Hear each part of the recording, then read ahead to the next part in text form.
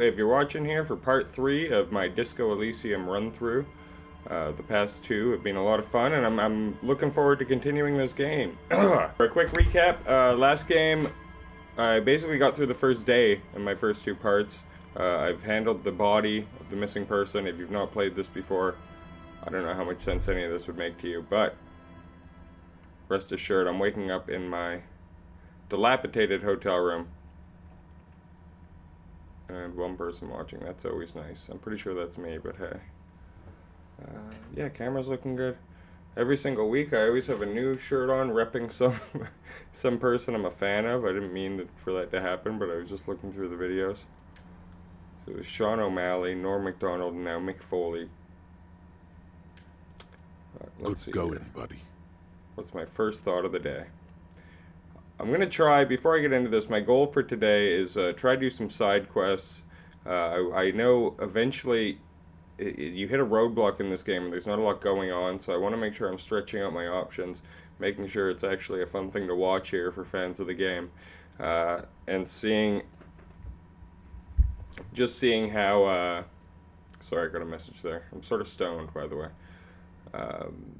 But yeah. So I want to just keep the game stretched out as long as possible, because in my first run through I really hit a wall where I didn't know what to do anymore. I didn't have much going on in the game, so I'm hoping to find my identity, maybe politically in this part of the playthrough. I know me and Kim have sort of rejected communism, but haven't really said anything else outwards. And also the big sort of subplot being this alcoholic superstar cop. I'm going to see where that leads me. Right when I get out of bed in the morning, electrochemistry here is having a conversation with me, so we'll see where that goes. Oh, right, and for context, I had a dream where you saw the crime scene last night, and you yourself were hanging from the tree talking to your own corpse. A bit, you know, that's what he's reacting to here. Oh, just a dream. You have ones like that all the time. You feel even worse this morning than you did last night. What the hell's going on with me? You mean, why are you so tired? Too tired and down to even think? It is worrying, isn't it? You can't be a detective like this. Detectives need to be able to think. No, that's not it. I feel super good. That's not really true. Your heart has finally pumped all the speed out of your system, Buster. Time to get some more. You're too weak to say no now. Waking up is the worst part. Maybe somewhere down the line you could decline. Yeah, I mean, if I'm going to be this drunk, druggy cop, I think denial's got to be a big part of it. So I'm just going to go along with the program here. Find Martinez is speed central. You just got to poke around. Follow your nose. You and Speed will be happy again. You will make her come home. This time, it will be different. It really is depressing. And from what we've seen of Martinez so far, not really like a speedy sort of looking city. It's got way more of like a Seattle, sort of Vancouver heroin-y vibe, but I don't know. We'll see if we can find some. This is not the cleanest bathtub in the world, but it's cleaner than you are right now. Right. That soap scum smell. It smells like life, at least compared to you. I don't know if I checked this last time, but I'm going to see if I can The bathtub maybe bathe. slowly fills with water. The water beckons. The water is only lukewarm, but still comforting, like amniotic fluid. A few beer cans are bobbing up and down along your flanks, like sad duckies. Well, that really is a depressing picture. I'm going to take the beer cans out. Now you are alone with your thoughts in the tub. But it's easier than being alone with your thoughts outside the tub. They're not even really thoughts, just assorted sensations. None of them acute enough to focus on. Imagine something. You see the corpse. You can still smell the cadaver on you. It's going to take more than one bath to get rid of that stench. Oh, right, I forgot that's a side quest to bathe after you reached in the corpse's head and found a bullet. What a fun Let's Play, by the way, starting with a bath in depth here. Then, houses along a narrow street. A video rental. darkness on the planet's curvature. I'll linger in here a bit, because I was Your fingers grow pale playing and are with covered corpse. with tiny whirls as the water cools. What are you doing? You're not some fat fish in a fucking aquarium. Time to get moving. Alright, that's enough. The waterline recedes as you stand. You are cold now. Your clothes stick to your still moist skin. Alright. So, get a bath, get a level. That's a great way to start. I'm trying to think, what quest did I have where I'm going to need some sort of check? Maybe there's a reason. And how do other people, if you're watching, how do you level up your character? Because I usually do based on my immediate what's in front of me, but I'm sure that's not a smart way to play. Oh, so your tasks are split up into days between Monday and Tuesday. Clearly, I had a ton going on Monday.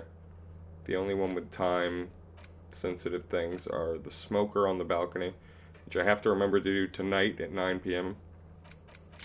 And then also find money and pay Gart, which I think I already have 20 quid on me, so that's not going to be a problem. But for today, my only goal is to find speed and sniff it. Filed today at 7:32 in the AM, so that's pretty funny. Find out who's in the union box. Right, okay. So I think the day's sort of my own, and I'm going to just sort of keep, these are all super high, except for Savoir Faire. You know, the one that keeps getting in my way is empathy and suggestion. I think suggestion, you want to be able to charm people. I feel like my guy, part of being a superstar is being charming, and my guy's not very charming at all. So let's put one there. And then also with the thoughts, some kind of superstar. So the price of self-delusion is that my logic goes down by 1. And the caps for composure and electrochemistry are raised to 6, which are both stats that I'm going to want to probably max out. So that's actually not too bad, as well as keeping my own sort of roleplay here going. I think on my next level up, I'm going to unlock one of these squares and then maybe take in the magnesium-based life form here as well. Because, like, I don't want to, you know, once you're I'm already a aces low kind of guy. I don't need to be a fingers pistols guy as well. If that makes sense to anyone. I think it's one or the other, you know. And what's better than a good high five when you get that connection? Alright, is there anything else here? My broken window I broke on the first night. The window stands broken in its frame. Cold wind blows in. Visual calculus. Man, mine's so low. My intelligence. The shards face So got outward. it. Whatever broke this window came from the inside. First one of the day. You love to see that. A fine web of scarring covers the back of your right hand, but none of it is recent. More likely a projectile than a held object. There are no fragments on the floor from pulling a tool back in after impact. Assess the size of the It is impact. too large for a bullet, yet too small for a piece of furniture. You're looking for something heavy and larger than your fist. Sounds like a brick. Like the green shoe that's on the hat rack in the corner, Oh, which, shoe. coincidentally, is missing its friend. Congratulations. You smashed the window with your own shoe. Now you only have one. If you're lucky, you can still find the other on the balcony outside. The door to it should be outside your room. I love this. Maybe it wasn't me. You mean someone else took your shoe off and smashed the window with it? I should go and The get it. cool wind gushes in. Your toes curl up from the cold. So this entire run through up to this point, I forgot. I'm about like 7-8 hours into the game, and I haven't worn shoes this whole run. So I'm gonna be like one of those hiker guys that wears those shoes with like the toes built into them, you know. And my feet are gonna be calloused from the glass and the whatever the fuck else is on the streets of Revachol. And there it is, that other shoe. I was out here with Kim last night and I didn't see that. Green snakeskin shoes. What's this saying? There they both are. Two identical shoes, both copiously green and indiscriminately snakeskin, reunited on your feet. How do they fit? Why would I not know that? Wait, these don't look like normal cop shoes. It's pretty clear a normal cop is not what you are. That's You true. may be what they call a big dick cop. A big dick cop. I don't know if I want to be a big dick cop. Good, they're balanced, comfy. Feels like the only good thing about you right now, truth be told. Yeah, I am sort of hearing them there. I'm sort of over this black jacket look. I could go for some different attire. And what are those? The shoes just equipped automatically. +1 composure, another minus savoir-faire. That sucks. That's not what I want.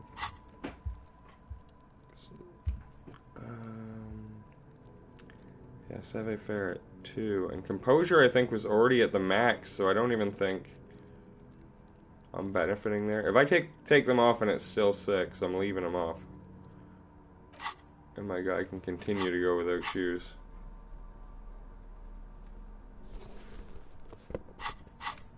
Oh no, composure's a 5. Okay.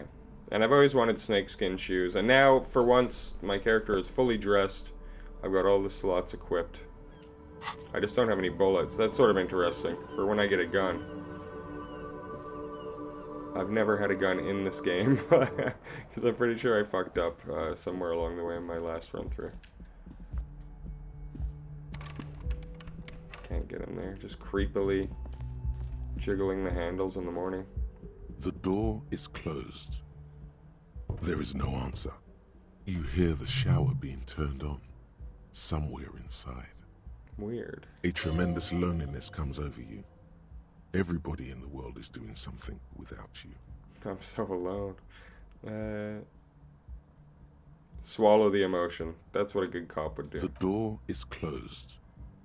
Try the handle. This door can only be opened with a key or from the inside. As you hold the metal, you sense the warmth left there by her hand. Alright, that's creepy. I'm pretty sure I'm not meant to talk to her yet anyways, so I will come back. Oh, hey, thank you. Alright, the union guys are here, just like I thought. And Kim is downstairs. This looks like a whole new room, which I'm loving.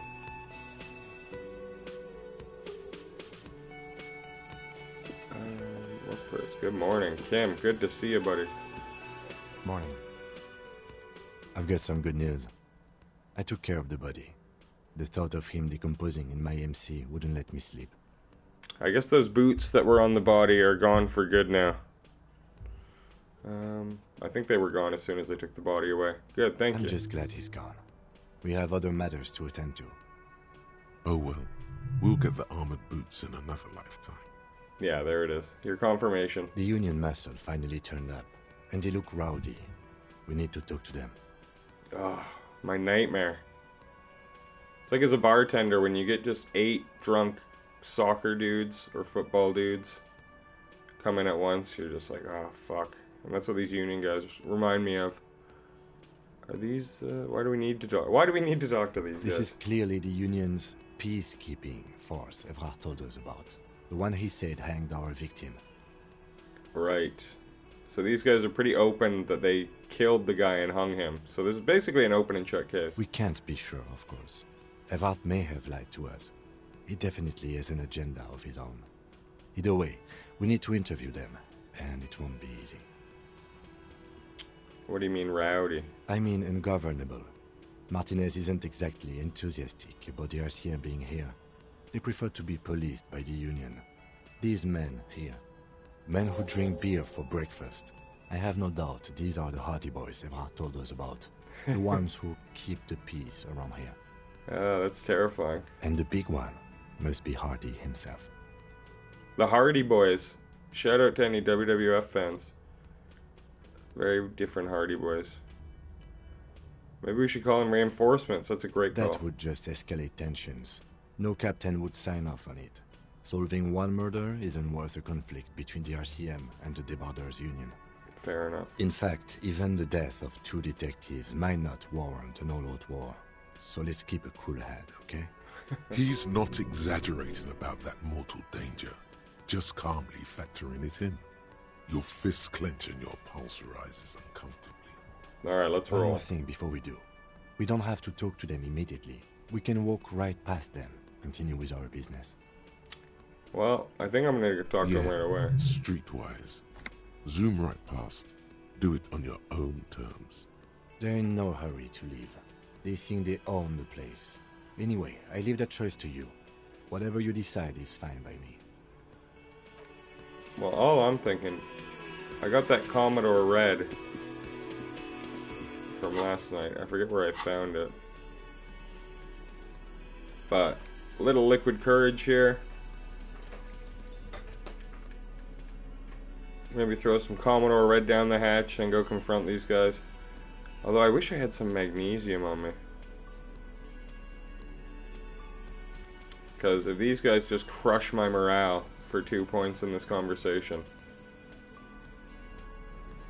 Maybe I'll take an upper. Fiber hull. I forget what this stuff does. This is the stuff I purchased off the thrift shop guy. Alright, well I'm gonna go get some magnesium buffers. I got a shitload of money. 40 real makes you a millionaire in this town. The gardener lady is gone. The racist lorry driver is still here.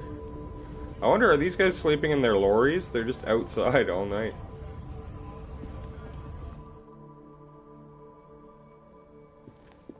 You must have magnesium medicine. Is this about the questions again? No. Right, you have to look at the items. A colorful Again, I'm obliged to inform you that both alcohol and cigarettes damage your health. Over there. A small cabinet on the wall is filled with various medicine bottles, nasal sprays, and blister packs. They all bear the Saint Baptiste Pharmaceutics logo. I'll take some hypogamma. 3 Okay, morale, that's what I here. need. I hope Saint Baptiste makes you feel better or something. I've already sold them out of magnesium. Okay, here. Oh, no. I hope It's Saint just you've Baptiste clicked makes it you feel before. better or something. Alright, I'll have a bunch Okay, of magnesium. here. I hope Saint Baptiste makes you feel better or something. Thanks, lady. That'd be weird if you just the lady at the counter just said the same shit over and over every time you bought something.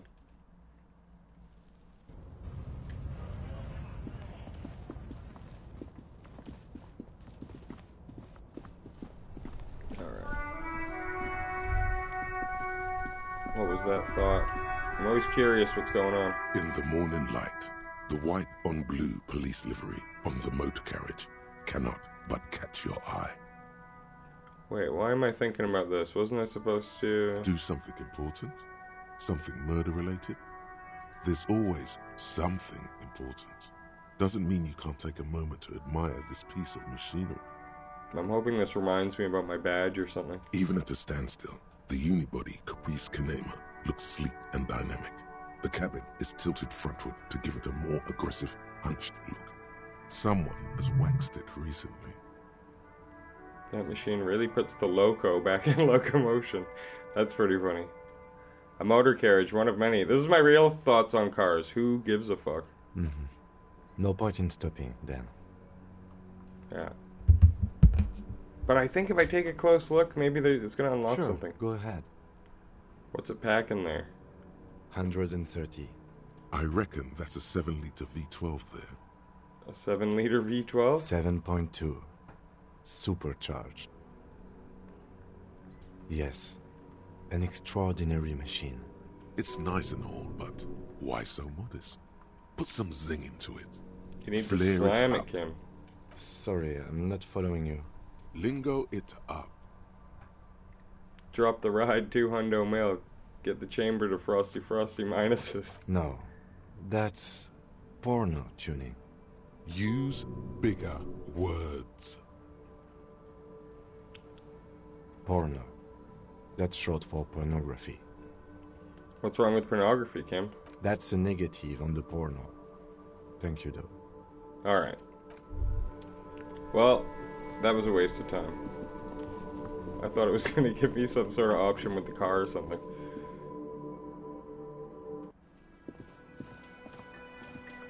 Alright. Oh, the gardener's here. What's your deal again? Let me handle this. You seem a little different today. Less hospitable.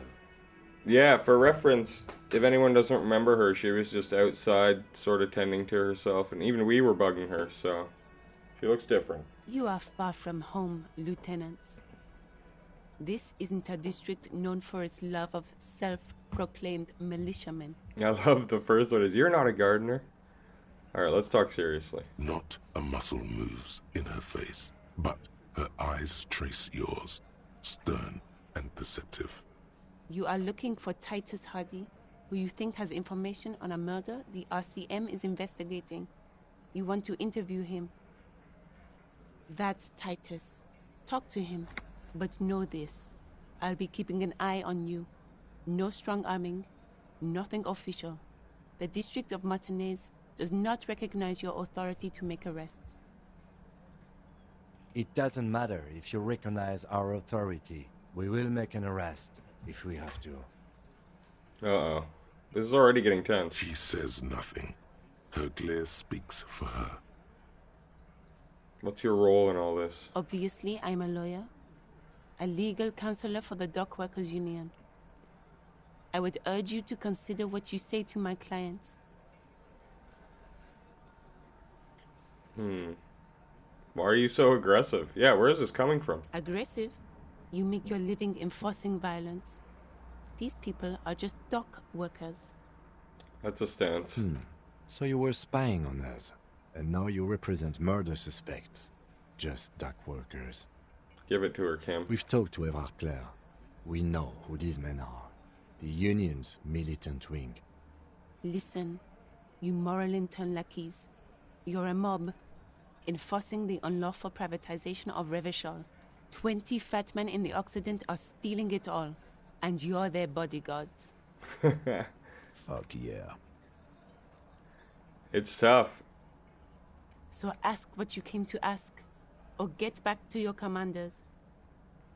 The world needs a financial buffer zone, no need to get emotional. I don't really agree with that. The privatization is not unlawful, it's cool and funny. Maybe you're just not historic individuals. I don't know where you heard, but it's wrong. The RCM is principled and strong, unlike you socialists. I like that. Good start. Let's take it a step further.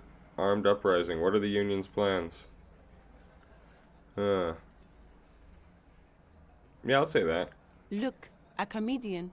Do your job, ask your questions, then get out of Martinez. Alright, I pissed her off. Strange. It's as if people don't believe a cop could be a socialist revolutionary.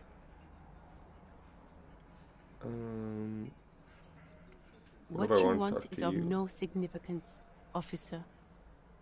Don't test your authority. In Martinez, you are no one. Alright, well, I'm done talking to you, I think. I want to talk to these drunk dudes. Hey. Psst. Rhetoric. What are you saying to me? Psst. Hey. You. Who, me? Yes, you. Word on the street is you're ready to start building communism again. You keep saying things like, down with the bourgeoisie, eat the rich, sodomize the landowners, impale all people who have more than 25 real in their pocket, literally murder all human beings regardless of their political beliefs. That kind of stuff. I've said mildly left-wing things. Oh yes, the mask of ambivalence. Don't deny it. You're about to rip it off and reveal the monstrous seven-eyed lamb of global communism that would devour and masticate mankind. Everyone can see that. So tell me, do you have any questions before we fire up the big communism builder? Or do we get right down to it? Yeah, I don't want to be a communist. Very well. I guess no one will build communism then. Tell the working man it's over, unless anyone has objections. Did someone mention cocaine? Are we doing cocaine? No. I'm sure I heard someone say cocainism. Cocainism. Anyone? That's something my guy could get Anyone into. else? There's no one? There's no one. Okay then. Lie down and let the water carry you downstream. Okay. Yeah, I don't know what it is. I don't want to be a communist. I don't want to be a fascist. Call me crazy. What's this here? Oh, a tobacco spitball. Ugh. Fuck anyone who does choose tobacco. It's disgusting. This is where you say your bed. Oh, thank you, Psychotron. Telling me there's 4 political quests. You can only choose one of them. I forget which one I did last time. What are the other 2 that aren't communism and fascism? This is where you stay your bit. A broad shoulder. He and his men carry themselves like giants. You'll need to prove your mettle to be taken seriously. Detective.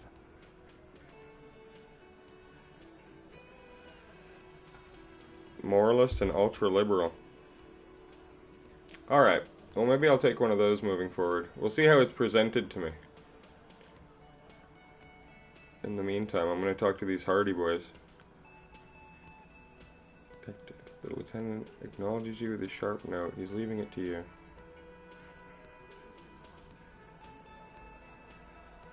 I'm going to not say anything. I'm going to mad dog this guy. Hey, dipshit. You hard of hearing or something? The boss man's talking to you. Now I'm going to cross my arms. I'm holding a pry bar, too. That's sort of funny. What, is he fucking kidding? This guy high or something? Oh, I forgot as well. Oh, fuck. I shouldn't have entered this conversation. I didn't have a drink. Hey, asshole, up here. We're talking to you. We're looking for Titus Hardy. We got to talk about the hanged man. Oh, this is about him. A real looker, that won't. Fuck this guy. You sure took your time, huh?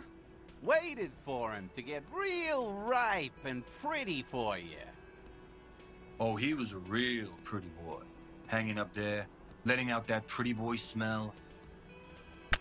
I'll light a cigarette during this conversation. I can't for the life of me understand why you did it. I mean, I would have just left him up there. You must really like cleaning up other people's shit. You might want to start asking your questions now. It's not going to get better than this. Questions? To hell with that. Get right up in the big dick's face. Physical confrontation. No, I want to do that in a second. When I have the strength benefit of my Commodore Red. Is that just red wine? A large crimson bottle of cheap sugary wine. Yeah. Don't mess with the guy who's drinking a bottle of red in the morning.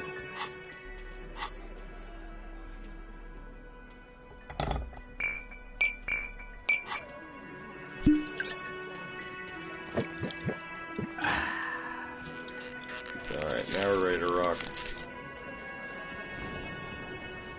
Looks like the circus left town, but the clowns are still here. I love he just immediately takes his stance. Taking an aggressive step closer. The room is silent. The leader does not flinch. Get further in there. Escalate. Tilt your head to side for side, cracking your neck. What the fuck is this? You wanna fuck with me?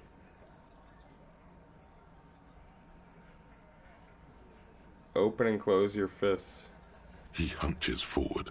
His right hand starts tapping a quick little rhythm on his thigh. Tap, tap, tap. Is he gonna hit me? This guy's tough. Get the eye twitch going. You need to look scary. Engage eye twitch. What do you think you're doing? You hear, but his mouth isn't moving.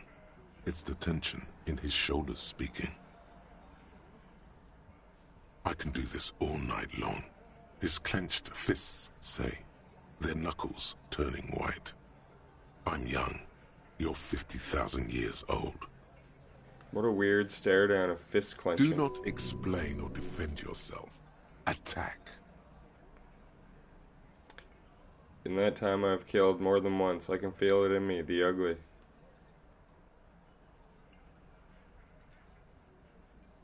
With all the abuse I've taken, I'm still walking, talking, ready to get into this fight. No, you're not. You're frail and your nerves are frayed. Old sadness weighs you down. He refuses to budge. Brutal. You failed here. A weakness is a weakness, not a strength. Time to speak now. How With high is... words. My physical instrument is 7. It's like as high as it can be. How can I not fight this guy? No. I's here. You got business with my boys. You got business with me. Oh yeah, he won't even let me look around, huh? He understood what you were doing. Taking inventory of them. Yeah! You fuck with the Hardy boys, you fuck with Titus Hardy. Relax, Dennis. No one is fucking you yet. Yeah, I want to fight all these guys. Yeah, Dennis, calm down. No one's fucking you, you stupid fuck. It's funny, they're like takes from The Sopranos, I feel Let like. Dennis enjoy his fucking, man. We don't mind. You notice the gang tattoos. The man must be either Mesk or Samarizizian. Samarizizian. I'll never say that word. You're not even being fucked, Dennis. Oh, the fat guy in the middle. Easy, fellas. We got company. Let's see what brings the cop around. Too late. You already scanned the room. You got a pretty good picture. A picture of what?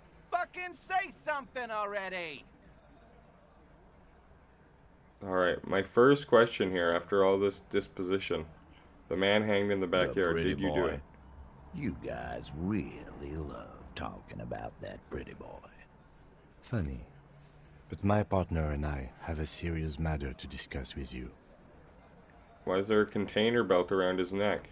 Container belt? Like we use in the harbor? Yes. Because we took it from the harbor where we work. Then we went out back and used it to hang him. Alright, it's a confession. As he speaks, his fists contract, going through the pulling motion again, savoring it. Wow. We did this together, all of us, until he was dead. That's why there's a container belt around his neck. Bullshit. There's a catch hidden somewhere. He didn't confess so that you could take them all away. It's too simple. That's it. Game's over. We got a murderer. No, there's a catch. There is no catch. These 7 honest men have all equally come forth to tell you what happened, so that you don't waste any more of your time. Why don't I just arrest you? Yeah, lawman. Why don't you? Not in the arresting mood? The reason I'm skipping right to the end here is because I remembered I didn't, Fearful readiness, like an electrical charge. I didn't check Raises the hairs bullet in in the my room. inventory, and I feel like maybe it'll have some evidence on it that I'll want to use in this conversation. By your side, the lieutenant keeps his hand away from his holster. You hear the nylon of his coat hiss as he steps closer. Easy. Walk back from the provocation. They're armed, and they outnumber us. The lieutenant tries to establish eye contact with you. They all have guns. While the little rat-faced man reaches into his sleeve, there's a knife in there. Some of the others reach for their belts. Their eyes are light.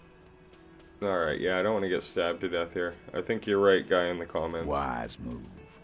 You made the right choice there. Now I have to ask him, though. Another one, and get the fuck out of our booth. I'm gonna trap him in a lie. We're gonna do this again. Because I know for a fact he was shot, so I'm gonna ask him how he did it. He'll say he hanged him, and now...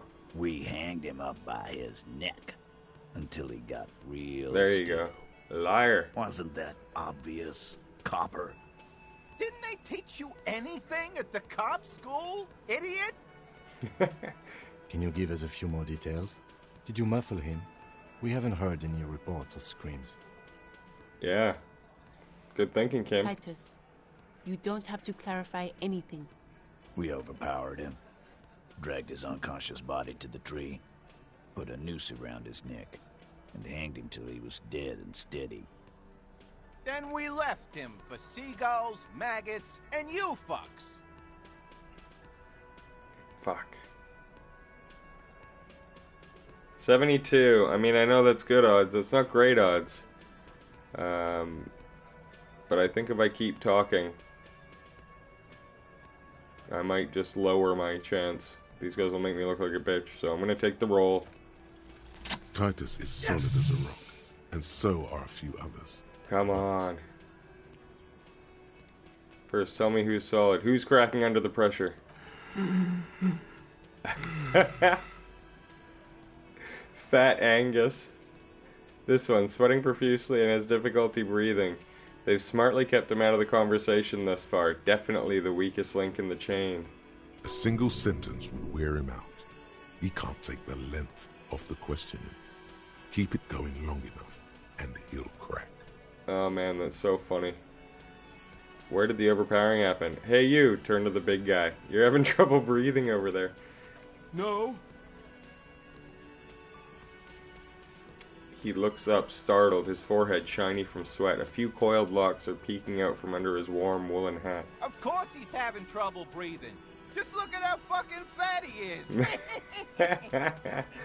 That's your Polly Walnuts, by the way, right there. Shanky. Fuck off, Shanky. Angus is a powerful guy. All muscle.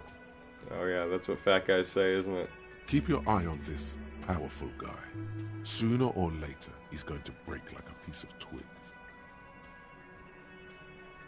There's something you're not telling me. Where did this overpowering happen? Right fucking here. The fucker pranced in here like he owns the place. Got what was coming to him. Should I level up during this?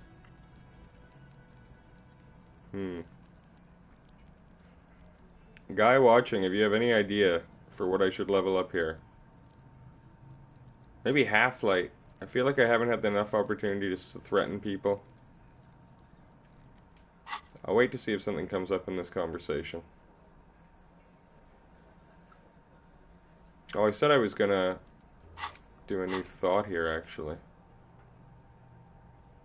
Become a magnesium-based life form.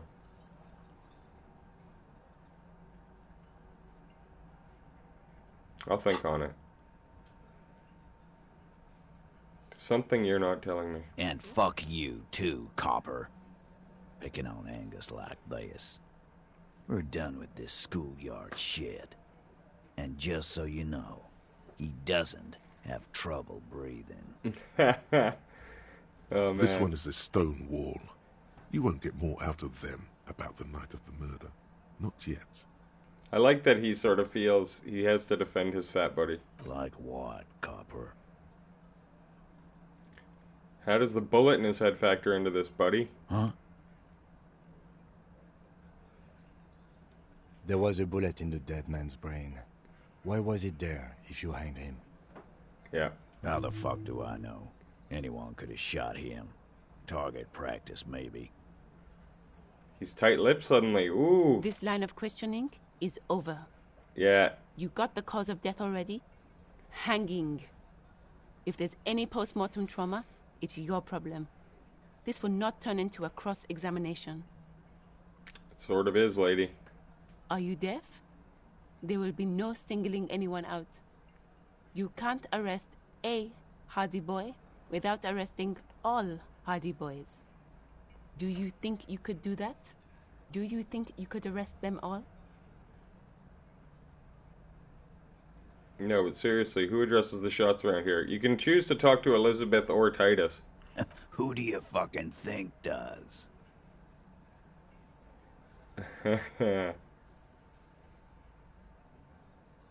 I can say Everett Clark runs the union. You answer to him, right? No, I'm gonna say point at Fat Angus, because I want to really put the pressure on Fat Angus. The sweaty man turns red and looks first down, then around him, apologetically. It's not the fat ass. Titus runs the Hardy Boys, genius.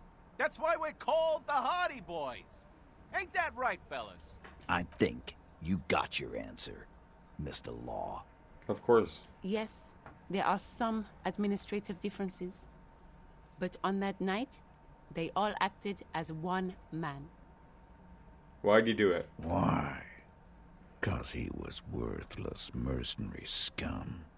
And he stepped out alive in my town. That's it? And he stepped out of line.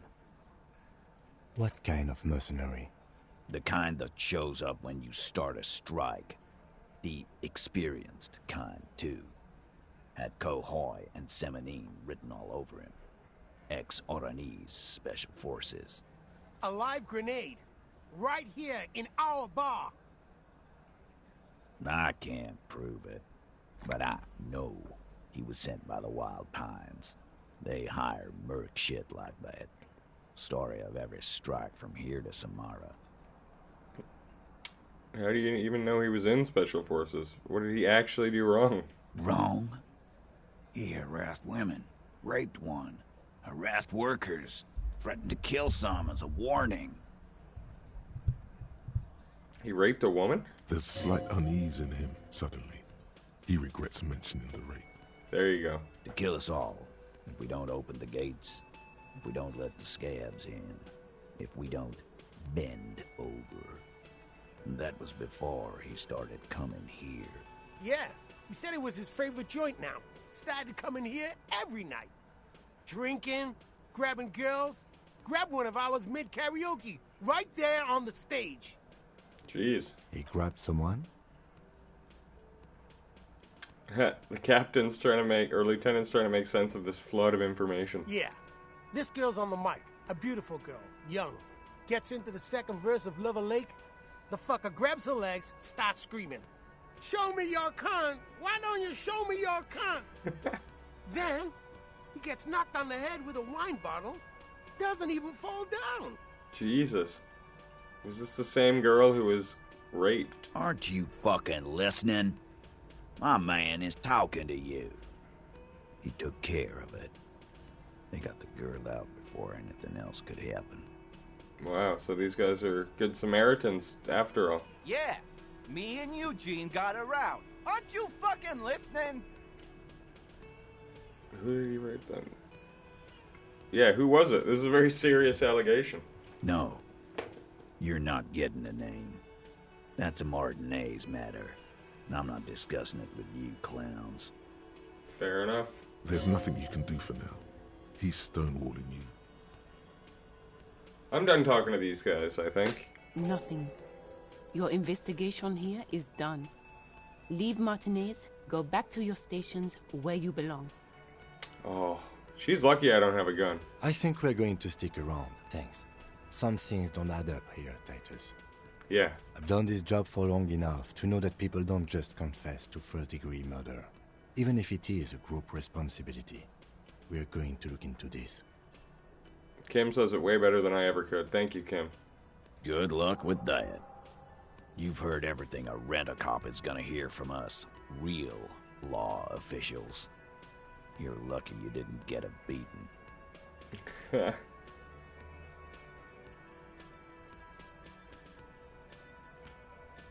I'm gonna take off for now. I have a 3% chance of establishing my authority over him. And 3% just isn't good enough. My authority's so weak. I'm so powerless. Okay, what do I want to do?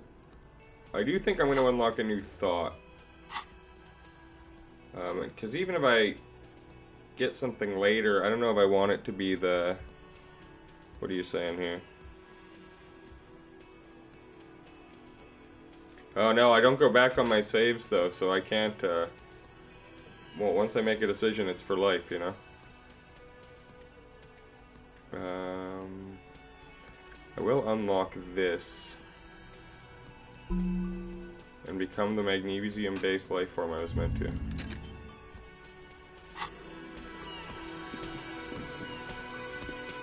Then the other thing I was going to do is look at, because there's items specifically for interacting.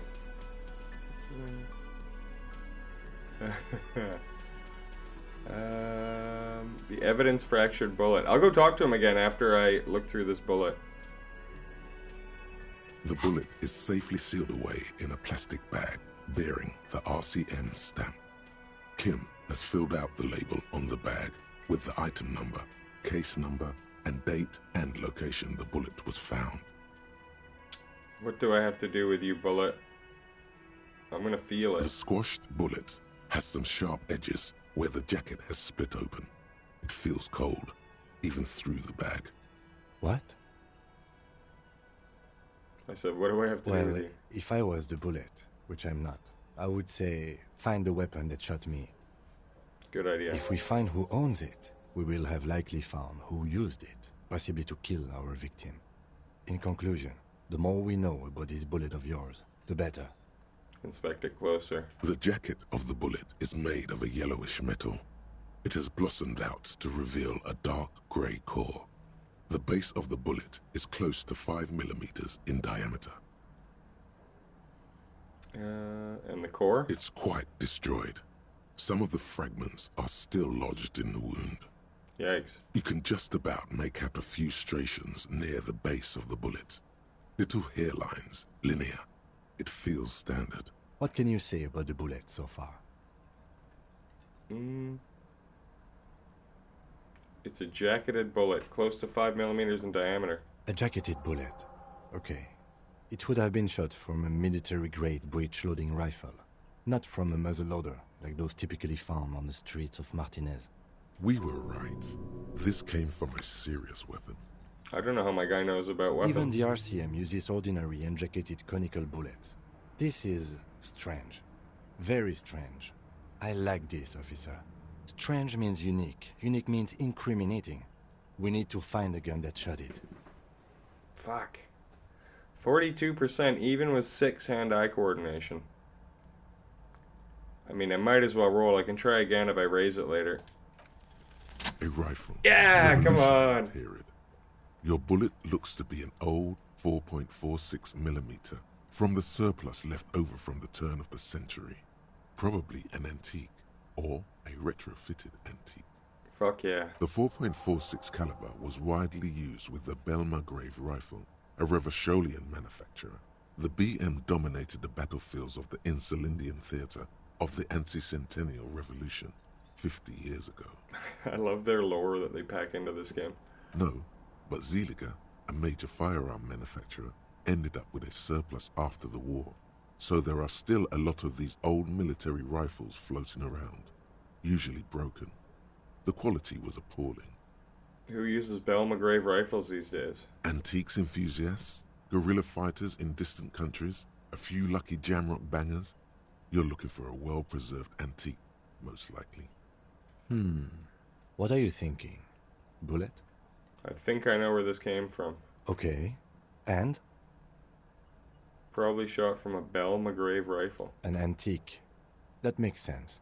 There can't be many breech-loading rifles floating around in Martinez, or anywhere in Ravachol, really. Why? Sure, there's some arms trafficking, but the laws prohibiting the use of breech loaders we inherited from the monarchy have been effective, from what I've seen. Some new RCM recruits get impatient with their muzzle loaders once they've trained with military-grade weapons, but they realize it's worth it in the end. I think we should have more powerful guns. We're the law. Imagine if everyone, cops, citizens, had access to firearms that could shoot multiple rounds without pausing to reload. After the first shot, the second, third, and so on come much easier. That's but fair. Back to the investigation.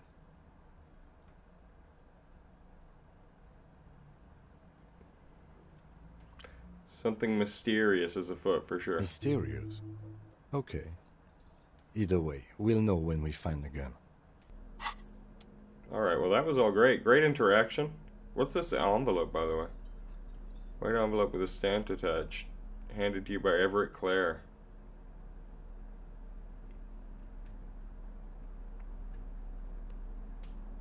You take the legal documents out of the envelope.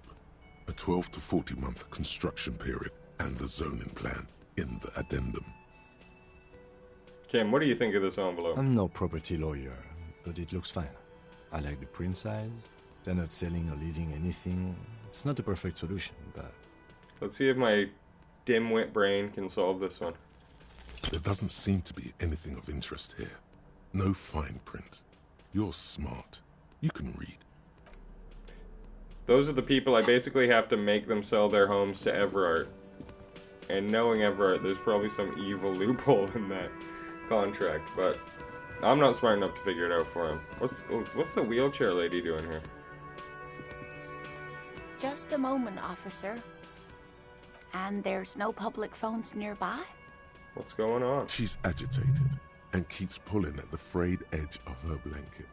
The closest phone booth is down the coast. Sorry for the inconvenience, ma'am. Oh. It's fine, I understand. Thank you anyway. Now then. Is everything alright? Please don't trouble yourself about me, sweetie. I was just hoping to make a call, but the Whirling's phone line isn't working. The union office probably has a phone, but I can't really get there or to the phone booth down the coast. And Gary's phone is dead too. What's wrong with the phone line? The manager was vague about it. Oh, Gart. Looks like we're gonna have another problem. Why would he be vague? This is something to look into later. Ask God, maybe. Lieutenant Kitsuragi, may I ask what you needed to use the phone for, madame? To let the young woman who's house-sitting for us know that we may be delayed. Morel, my husband, and our friend Gary were supposed to get back by Monday night, but they're still missing, and I haven't heard from them. Can they just leave her in this dump, the Whirling I was Rags? also hoping she'd heard from Morel. Oh, forgive me for not introducing myself. My name is Lena. My husband and I are staying with our friend Gary just down the street, but I come here for tea when they're away. I gotta be honest, this is one of the side Of course, quests I sweetie. remember, and it's not an exciting one. So, I'm not gonna help her find her husband. Sorry, lady. Alright, my new information. What's over here? Oh, is that money? There we go. Idiots, didn't even see the money.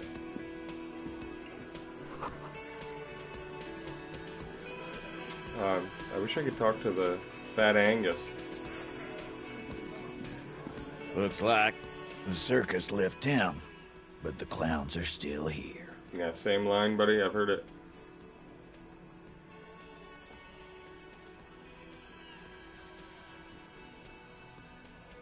You still haven't explained the bullet. You still on about that bullet? A bullet in a hangman's head. You're right, Copper. That is mighty curious. Indeed, mighty. How did it get there? Oh, now Kim's sort of stepping up to him. Well, there are so many bullets in the world, and so many heads. I guess it's on. It's bound to happen again, you know? Just statistically speaking, of course. I'm going to ask you again. Why was this show them the bullet in the victim's head? Wow! He's got it in a real evidence bag and all! I wonder if they're just going to snag it from me. Why don't you go home and log it into evidence? These men have told you what happened. I think the hanging was a cover-up for the shooting. You know what I think? I think he was shot in the head as a kid, and his brain grew around the bullet. Around the bullet, man. That's a good one. Shit! I probably did shoot him. I was drunk last night. You guys know me when I'm drunk. Yeah, Glenn likes to shoot his guns when he's drunk. Better hope he stays sober. Yikes. No, he meant before he was hanged. Did you shoot him before you hanged him? Before? After? During? This is getting ridiculous. They told you what happened. Stop wasting your time. Never been worried in my life, lawman. It's not like he blew it wide open, but there's a little crack in there, somewhere. I don't want to tell him Everett promised he'd cooperate. I feel like they already don't respect me as a cop.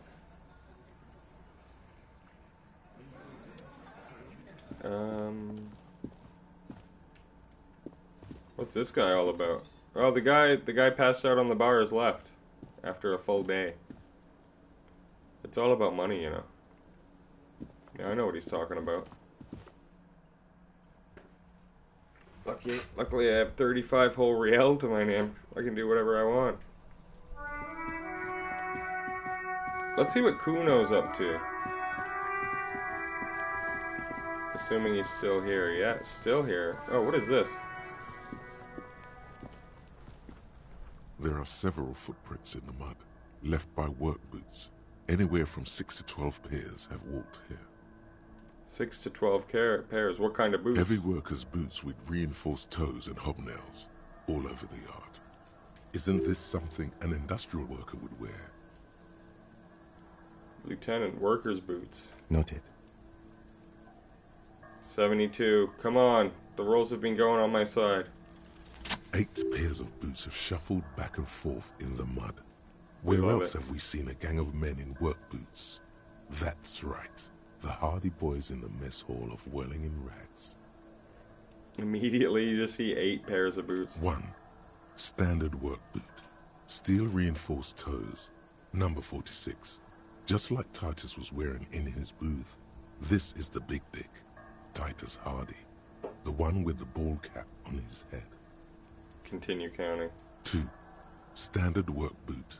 Steel reinforced toes. Number 44. Either the blonde muscular guy, Glenn, or the young guy with a plectrum around his neck. 3. Hobnailed work boot. Steel reinforced toes. Number 43. The inked banger, perhaps. 4. Standard work boot. Number 45 or 46. Theo, the old smoker. You think you even see a tiny fleck of cigarette ash inside the print. 5. Another standard work boot. Reinforced toes. Number 44. Same as before. Either the musician, Eugene, or the muscle-bound blonde, Glenn. So they clearly, did hang him, like they've confessed to, but it's more the murder they didn't do. 6. Light as air. Same make of boot, but number 41. Small like a rat. Shanky. I'm pretty good at this. You're not bad. It's as if the whole world darkens, and the tracks burn in it with strange beauty. 7. The glowing outline of a standard work boot. Number 46. The imprints are twice as deep as the others. The weight exceeds 200 kilograms. Fat Angus. Carrying something? Maybe a body. 8. Another standard work boot. Number 44. There's an aberration in the pattern of the sole. The right sole is smoother, more worn. Curious. A missing 8th Hardy boy. Strange. 7 sets of tracks, right? The Hardy boys were here. 8, actually. That's all? Interesting. Then one of them seems to be missing. Anything else out of the ordinary? Light step. I'm guessing that's the skinny Hardy boy. The one with his front teeth missing. You mean the rat-faced one? Yes, well, he did look a bit like a rat. You're right. Do you think those prints belong to him? Yes. I could still be wrong, but I'm probably not. An aberration, one sole smoother than the other in a set of prints. Interesting. Let's name it the Old Soul. I wouldn't be surprised if this was the missing Hardy boy. Wonder who he is. Someone operating a workbench with a pedal? Like a joiner at the harbor. A drummer. Maybe a drummer? That's stupid. A drummer only uses the right foot for the kick drum. You're right, it's stupid. I'm sorry. I shouldn't have lashed out at him Perhaps like it that. could be a driver. A driver would wear out the right shoe before the left. The accelerator is on the right. I was thinking the exact same thing. He doesn't seem to hear you. Looking south toward the traffic jam instead. The machines are silent. The engines are all turned off. We should keep our eyes open around the traffic jam. See whether anyone strikes out as a potential suspect. Seems prudent, no? Yes, prudent. As I take a drink.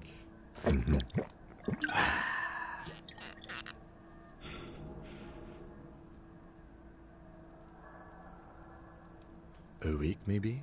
7 days would fit the time frame provided to us by the caller, who reported the hanging. It is not impossible. I pulled last week's forecast for coastal Havashol. 7 days below freezing. The day before, the day of his hanging, was the last warm day. Correct again. Sub-zero temperatures would preserve the tracks in a good state. The commotion here could have taken place a week ago. Sounds solid. That's some good detective work, Kim. In my room. What's this box here? Just finding stuff left, right, and center here.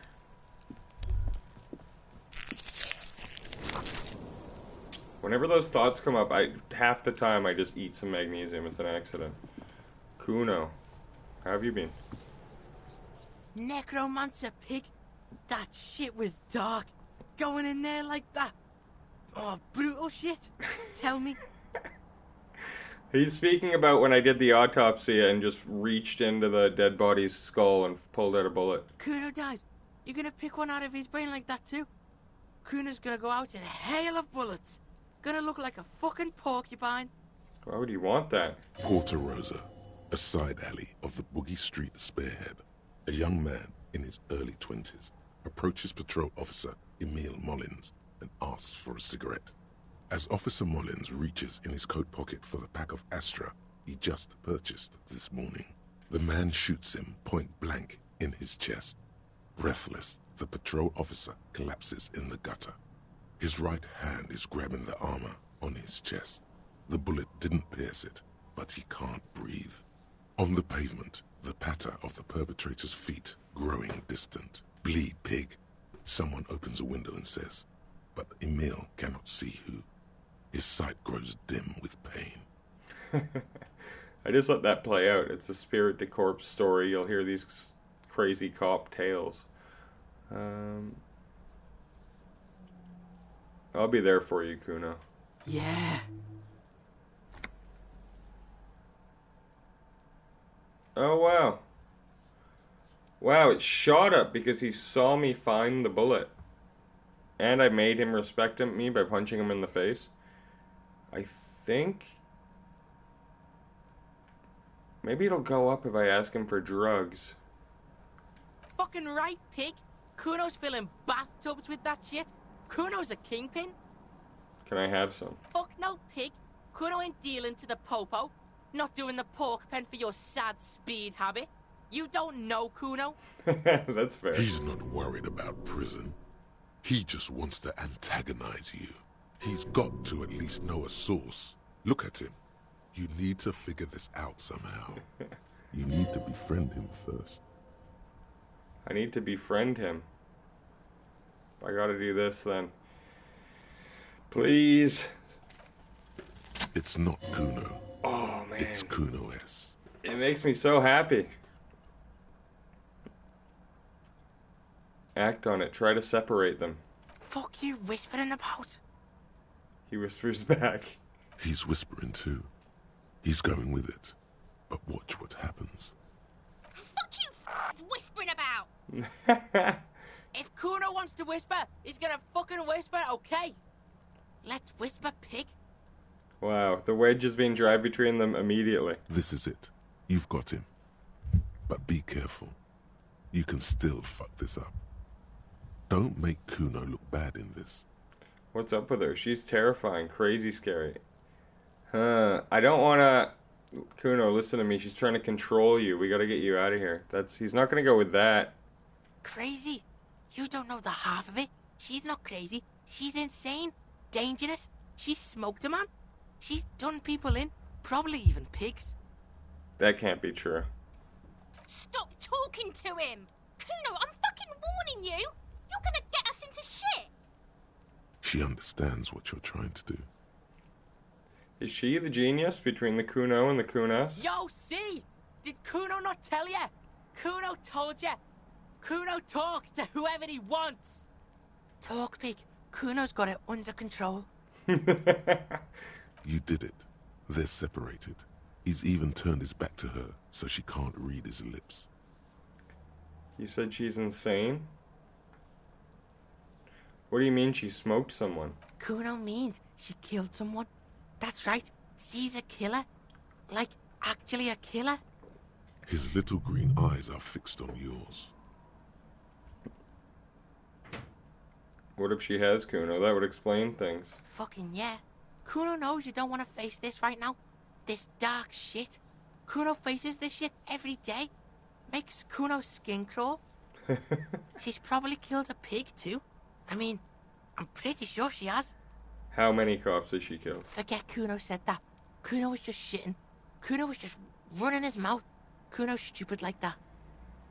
He feels eyes on the back of his head and The stops. creature peers at you both from over the fence. There is something searching in her eyes. Fear. You think she has anything to do with the dead man? Yeah, she would have liked to fuck him up, but she didn't. Kuno wasn't around, and C was with Kuno. Where were you? Look, Kuno's gonna put you at ease. We didn't do it. He speaks the truth, my liege. Fair. You said she's insane? Yeah, she's psycho. None of that kiddie psycho, cat burning shit. She does the real deal. What's the real deal? Snuff radio shit. Believe me, pig, you don't want to know. This is what I've always wondered. Are they like an item, or is the Kunas his sister? Fuck no, she's not my sister. She's just a stray who got in, like a mad dog or some shit. Yeah, she was just there. Points at the apartment building behind the fence. Ooh, does she have a room in there? What was that, Kuno? Little one twists her neck looking at the building. She was in the hallway, dripping wet, by the fucking shoe rack, in the dark. That hallway there points. Yeah, that's the place. She was just balled up near the closet, psycho style. Why was she dripping wet? Kuno's got no fucking idea. Her hair was all wet. I think she pissed on the floor too. She was there for 3 days, in the corner, every time Kuno went out. I don't know. Someone left the door open. Kuno comes home and she's sleeping under the desk, under a pile of clothes, like a dog. Someone left the door open. It was him. By accident or... Or was it someone like me who's just been hired to leave doors open? On purpose. What about your parents? Kuno's dad doesn't give a shit. Doesn't even see her there. Or thinks it's fucking Kuno. Shit's all on Kuno. And what's her language? Fuck knows. She says it's the song of her people or some shit. Crazy people. The fucking Nakis. I don't know. How are you dealing with all this? How's Kuno dealing with this? Kuno's dealing with it just fine. He doesn't need you fucking with this, waving your gun, mad dog shit. Kuno remembers what you did there. Kuno's got this shit under control. What he's referring to is in the first part of the run-through, I pointed a gun at the Kunas. And she didn't back down at all, to be fair. She might be harder than Kuno. He might be right. She needs professional help. You can't do this alone. Listen. See, it's Kuno's go-to. Kuno's protecting her. You fuck with C. You fuck with Kuno. You threaten her. You wave your gun around her one more time. Try to take it away. This is what it all comes down to. He needs you to take him seriously now. Okay. I'm going to kill you. I'll run when you put the cuffs on her, sneak up on you later, and fuck you up. You understand? That's sort of sweet, in a way. He may not be able to do it, but he will try. Right now, he believes he will. I can respect that. All right. Now we can do business. What does that mean? Can I buy speed off him now? He's breathing heavily. That took something out of him. Business? Yeah? What do you want? Kuno can hook you up with... He starts no longer whispering. Don't hook him up with shit, Kuno. See? Relax. He respects the Kuno. Kuno made him respect the Kuno. You respect the Kuno, you get all kinds of shit. Remember when you tried to get Kuno to hook you up? We can get on that now. If you run a little errand for the Kuno, me and you, Kuno's gonna hook you up with illegal narcotics. I maybe shouldn't be doing this in front of Kim. That's right. Kuno's a candy store for pigs now. Get ready to be rewarded. Start spreading his hand like a baker presenting a selection of freshly baked pastries. What was that about running a little errand for you? Kuno gets it from his dad. Kuno and his dad are major suppliers. That's where Kuno gets his lightning on. His lightning. Problem is, Kuno and his dad had a little falling out. Now junkies clawing at Kuno's door. Streets going mad. Kuno's got to throw his dirty popo man at it. Okay. Dirty popo man is you. In there is Kuno's violent dad on steroids. Kuno's dad does steroids and speed. If you can take him, you can have half of the speed. I think we saw his dad, didn't we? He was like asleep. Kuno's dad is a fucking monster. He's the most violent man in Revachol. He doesn't give a shit about a single thing. He drinks too. Here's what's gonna happen. Okay, Kuno's listening. I'm gonna go in there. I'm assuming guns blazing. My dumb head is all guns blazing. Get that speed because I need it.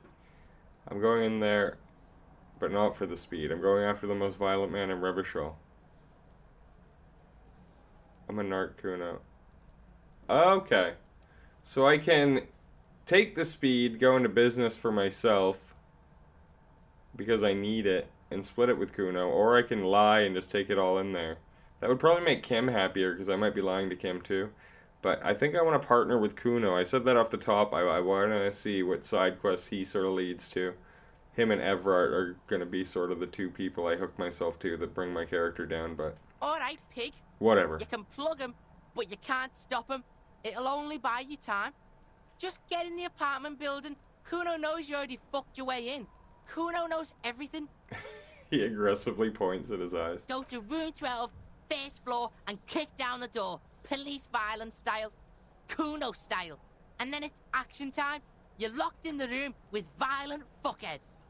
That's it. Next time Kuno sees you, you better have his shit. What the hell are you signing us up for here? I'm a bad addict cop. I'm going for my fix. Come on, Kim. Obviously not going to take it. We need to get drugs away from a minor. I feel like I'm going to be honest with Kim. Did you know I don't like bad addict cops? Almost no one in the RCM does. Alright. Kuno doesn't fucking care. Sorry, Kim, but if you're going to be hanging around me, I can't just be lying to you this whole time, you know? I want a good relationship with Kim. But it's not my priority. Kuno and Everard are the priorities in this run. Oh, there's the sad book lady. The guy reading a book.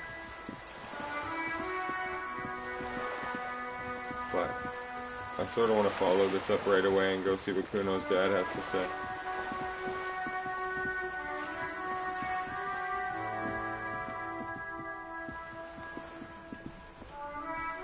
I will say the game doesn't move much faster than real life. I've been streaming for an hour 16, and about 3-4 hours have passed in the game. So I probably won't get through day 2 in this stream, which is funny. I thought I might, but well, let's see. What you got to say? I'm looking for the parents of a kid named Kuno. The waiters are at the end of this hallway, right next to the communal bathroom. The Reuters. Ruyters. Apparently that's Kuno's last name. Well, thank you.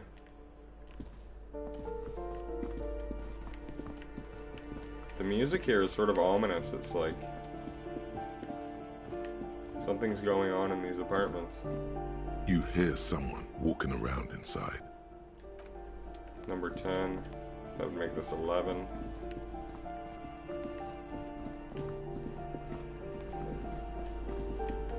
Number 12. So we were here before. I don't think we got in though. A shabby door hangs oddly on its hinges. secured to the doorframe with a safety chain. An unpaid energy bill is attached, threatening to cut off the electricity. It's addressed to Mr. Uno Doroita. Your heartbeat quickens, palms go sweaty. The siren of amphetamine is singing you her song. Oh, it's because my tool's not in hand. I'll come back here with the chain cutters in. So it's like, I'm pretty sure my interfacing is through the roof, so I should be able to do this, no problem. I've also got the strength of the Commodore Red flowing through my The veins. door hangs oddly on its hinges, secured to the doorframe with a safety chain. An unpaid energy bill is attached. My odds have gone from 3% to 97%. I love that. Uno Doroita. Snip. The cutter goes through them like dead leaves. The links fall to the ground on the other side of the door. That would have been the funny one to lose. Don't let the quiet fool you. The beast is in there somewhere, ready to rip you to shreds with a broken bottle. I know there's no stopping you, but let's at least make this quick. Thank you, Kim. See, Kim might be a good cop, but he's not good enough to stop bad cops. Maybe that's the lesson of this game. Master Investigator, you just can't keep yourself away from locked and hidden places, can you? It's my duty as a cop to investigate every square inch of this world. Attaboy, the world's secrets were made for you. They wait patiently for you to uncover them. What is that? The Jamrock Shakers. The Jamrock Shuffle. Weird. In Vancouver, they called it the East Hastings Shuffle, but that's a tragic sort of thing. Alright, no one's in here. There's something about a new room in this game. Anyone who's played this game will know what I'm talking about. It's so much potential. See what's going on in here. I really feel like they put a lot of life into these rooms. Even though this one's fairly disappointing. Oh, clothes on the hanger.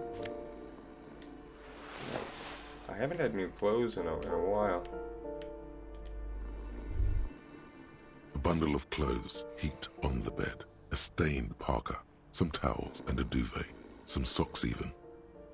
You can hear the snoring. In the dark, it looks like a nest. Look at that pile of clothes. It's a person. Mm-hmm. Something underneath there is breathing. It doesn't give a shit that you're a cop. Stop your hand now, or you're gonna die. I don't think so, Half-Life. Your hand touches a greasy duvet covered in cigarette burns and ketchup stains. You hear a growl. There is something alive underneath it. It's deep in suffering somehow. You see a 60-year-old, fat, red-headed man passed out from large amounts of alcohol and God knows what else. The smell of shit rises from his mouth. Oh. You don't have to take him down. He's already down. This is Kuno's dad? Well, judging by the color of his hair, I would say yes, it is. Poor Kuno, he looks up to this guy. The lieutenant's right. The man's unwashed hair bears a familiar ginger tone. Even the hair on his chest is coppery. The light from the window falls into his half-open eyes. There's still plenty to be scared of here, just not what you thought. I can't believe it. Kuno's dad isn't a loser. It must be someone else. That's hilarious. Doesn't look like he's gonna fuck anyone up. No, it really doesn't. This looks very hard to recover from. Jeez. This man won't be feeding his family anytime soon. Not that he was, but at least he won't be beating his son. Wow. A pair of half-open bug eyes is staring back at you from the dark, empty, and frozen. It's clear that the person behind them is not awake. He's gonna sleep it off. I know this shit.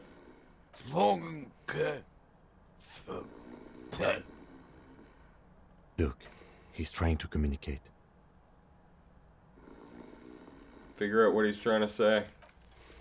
The man groans once again, But his Another good tongue roll. keeps failing him. It's impossible to make out the syllables. A hand emerges from the blankets, trying to gesticulate something. And then it dawns upon you, clear and surreal. Pigs, he says.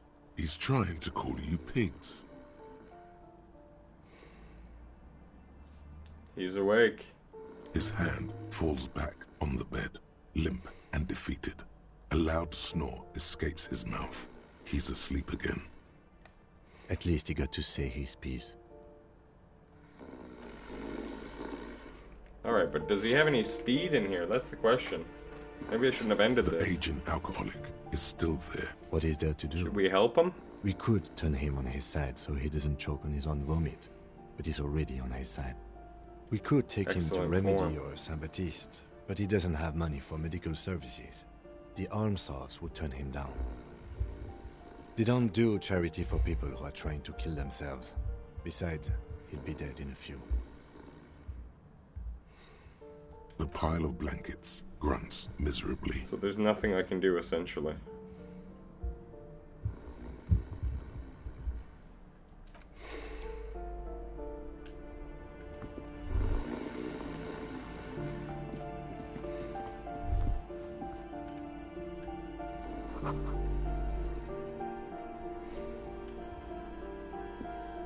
A phone book lies open on the table, covering a stack of utility bills.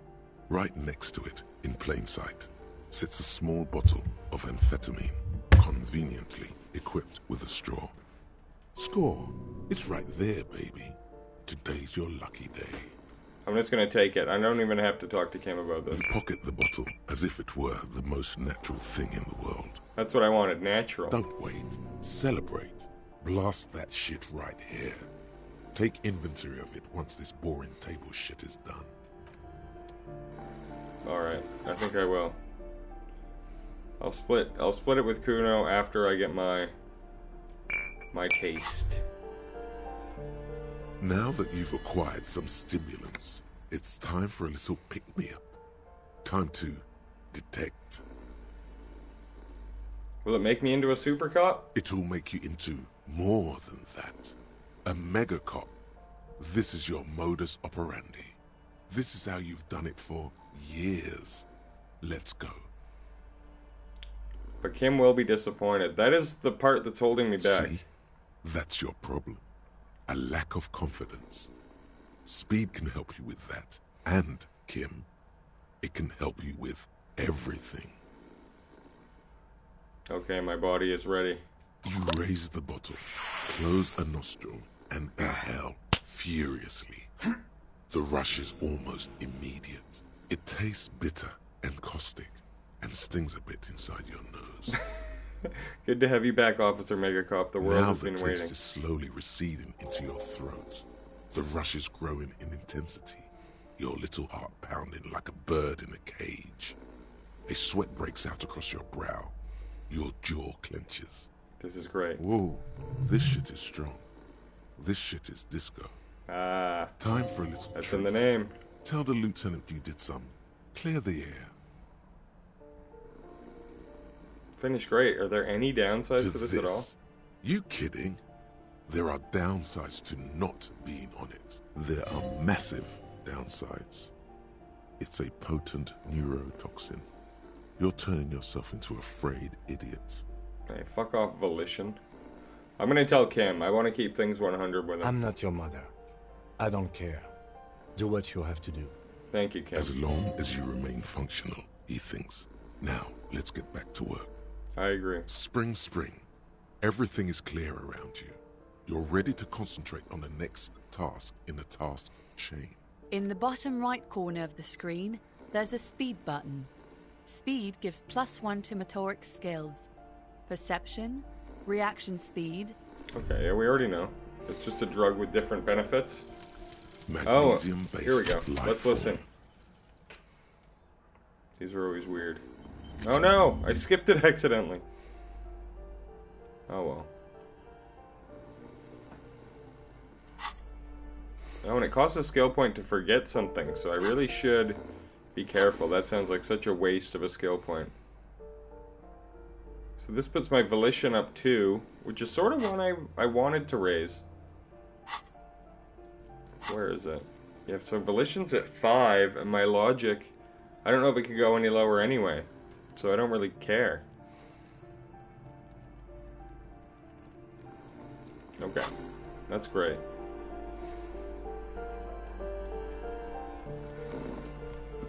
Now, let's go split these drugs with that kid.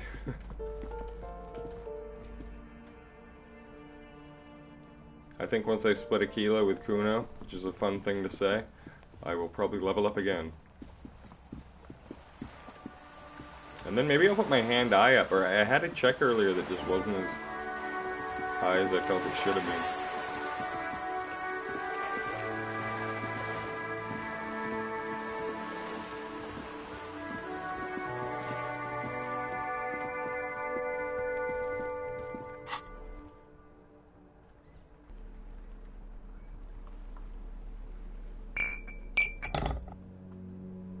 Taking stuff out of my hands. I don't know why, it sort of annoys me seeing my guy walk around with bolt cutters and speed. Kuno, I got some good news for you, buddy. Fuck does Kuno care? The boy turns to you. He doesn't care, in brackets.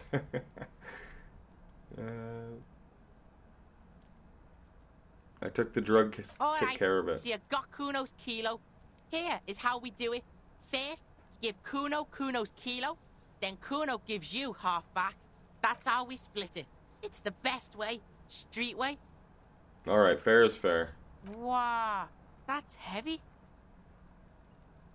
There you go. More than half in there. Kuno's fucking honourable like that. Beautiful. Let's just pick this one right away. Yeah, so I'd sort of shied away from this one, savoir-faire, to sneak under their noses, because I knew I was going to be a superstar cop sort of out in the open. But I don't like that the other ones are so high and this is so low, so I'm going to put like 1 in there. There is no movement on the lieutenant's face as he stares intently at the trash container.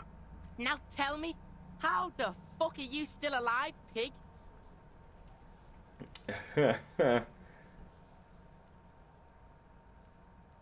Well, yeah, how do I tell him that his dad's a piece of shit? Kuno, I met your dad. Yeah?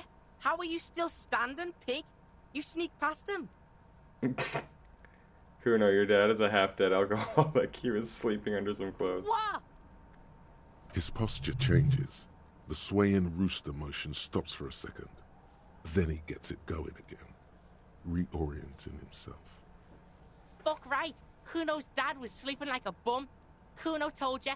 Kuno's dad doesn't give a shit about anything. Fucking breaking and entering shit. That's nothing to Kuno's dad. You got lucky, pig. Kuno knew this. Kuno's fucking violent fiend dad's been drinking hard lately. Kuno knew you have a way in. Narrow window. Kuno window. Wow. He sounds like actual Paddy Pimblett making excuses after his fights.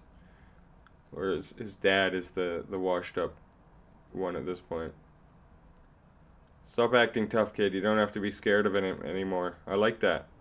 Kuno's not fucking trying to be tough. This shit is real. Kuno's fucking violent dad's gonna be a vegetable. Kuno knows that shit.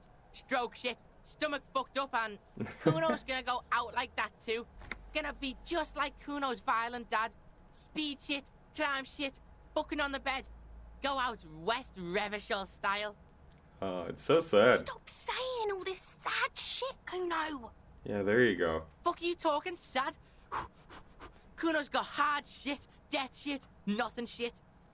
You don't have to turn into that. Get your fucking nun ass out of here before Kuno fucks it dead. You think 'cause you brought Kuno 1 gram of speed, you're friends now? Turn into... Kuno ain't turning into shit. Kuno is that shit. If he doesn't stop soon, he's going to collapse from exhaustion. He's red all over. He just works himself Kuno up. won! Oh, you won, Kuno! He did not win. There is a crack in there now, and it's spreading across the face of his certainty. There was a textbook with your name on it in the apartment. Yeah, so fucking what? It says Kuno, not Kuno. Kuno de Reuter. Fuck are you talking to Kuno about that kiddie shit? That's a lame name. No, I like it. He's trying to fuck you again. Fuck out of here. Kuno knows it's fucking lame. That's why Kuno changed it. Kuno can change his name into anything.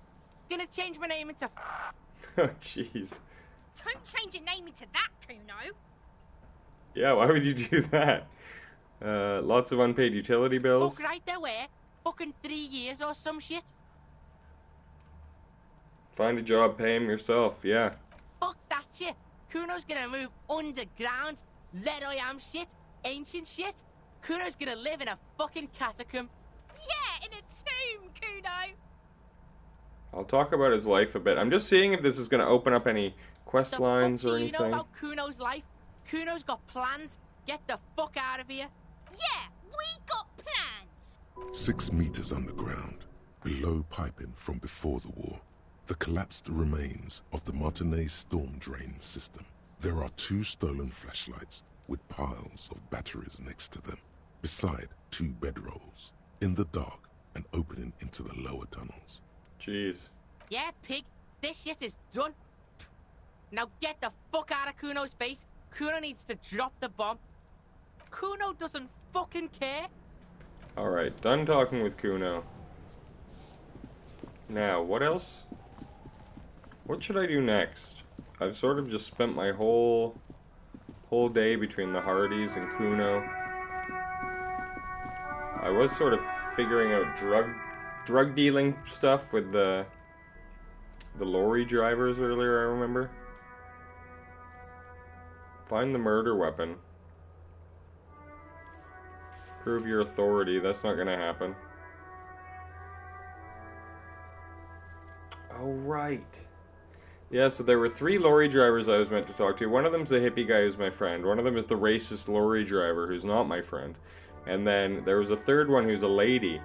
And the only lady I talked to was this old lady, but she was super hostile with me. I wonder if this guy would know anything about this. Now it's turning into a kind of a snow limbo, man. What's I on heard your that mind? one of the drivers is a woman. I don't Tell want me to talk about it. about that. I don't mean to pry, but I need to know. I was hoping it isn't going to be her. All I can say is, she isn't around here anymore. She isn't some evil drug trafficker. And I don't know where she is. I asked you who it was. I'm gonna have to sort of burn my friendship with this guy, unfortunately. I didn't, man. I told you I was hoping it's not her. That she wouldn't be mixed up in it.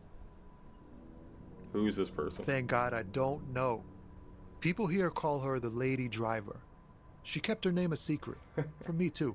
The lady Now I driver's see pretty why. badass. A youngish woman. Gruff, but in a cool way. What color hair? Blue and violet. Dyed. It was violet when she got here. Blue before she went. Is that the candy lady? A friend? Is An that her name? acquaintance. I don't know. She was the only person in this damn jam I could talk to. Damn, I don't want to... Please just let it go. Whatever she did, it can't be that bad. She's not a bad person. I know that much. We can't just let it go. It's part of a police investigation. That's how it always is with you, isn't it? All part of the investigation.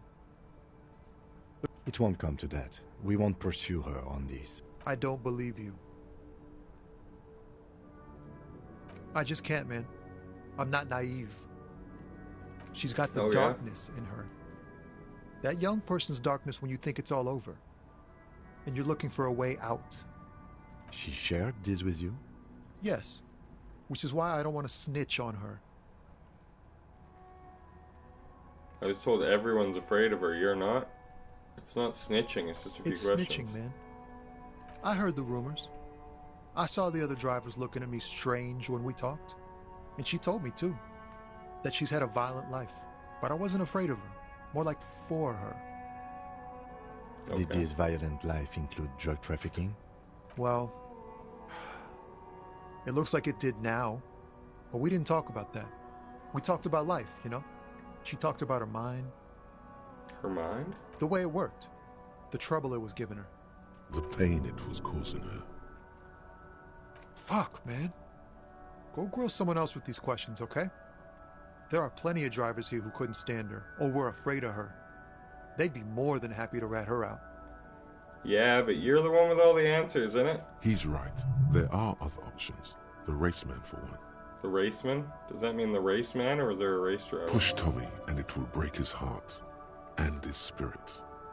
Don't expect you to be pals. Now is not the time to focus on feelings. You need that info, son. Yeah. It's right here. The answer is right here. You just need to ask him. Come on, do it. I am gonna force this guy. I don't really give a shit about our friendship. I thought you were a different kind of cop. Something breaks in him as he stares into my eyes. Remember, you're doing it for the bigger investigation.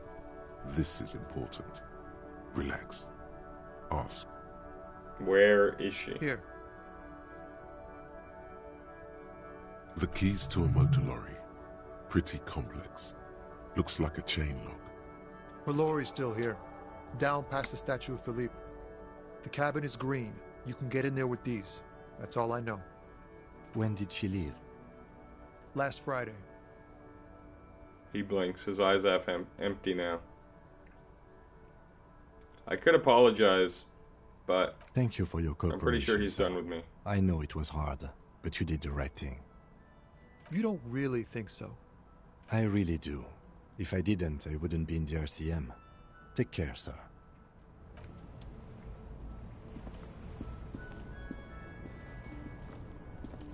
Yeah, Cayman's a good cop, and that's what I like about him. Like, the worst thing about him is that he puts up with me.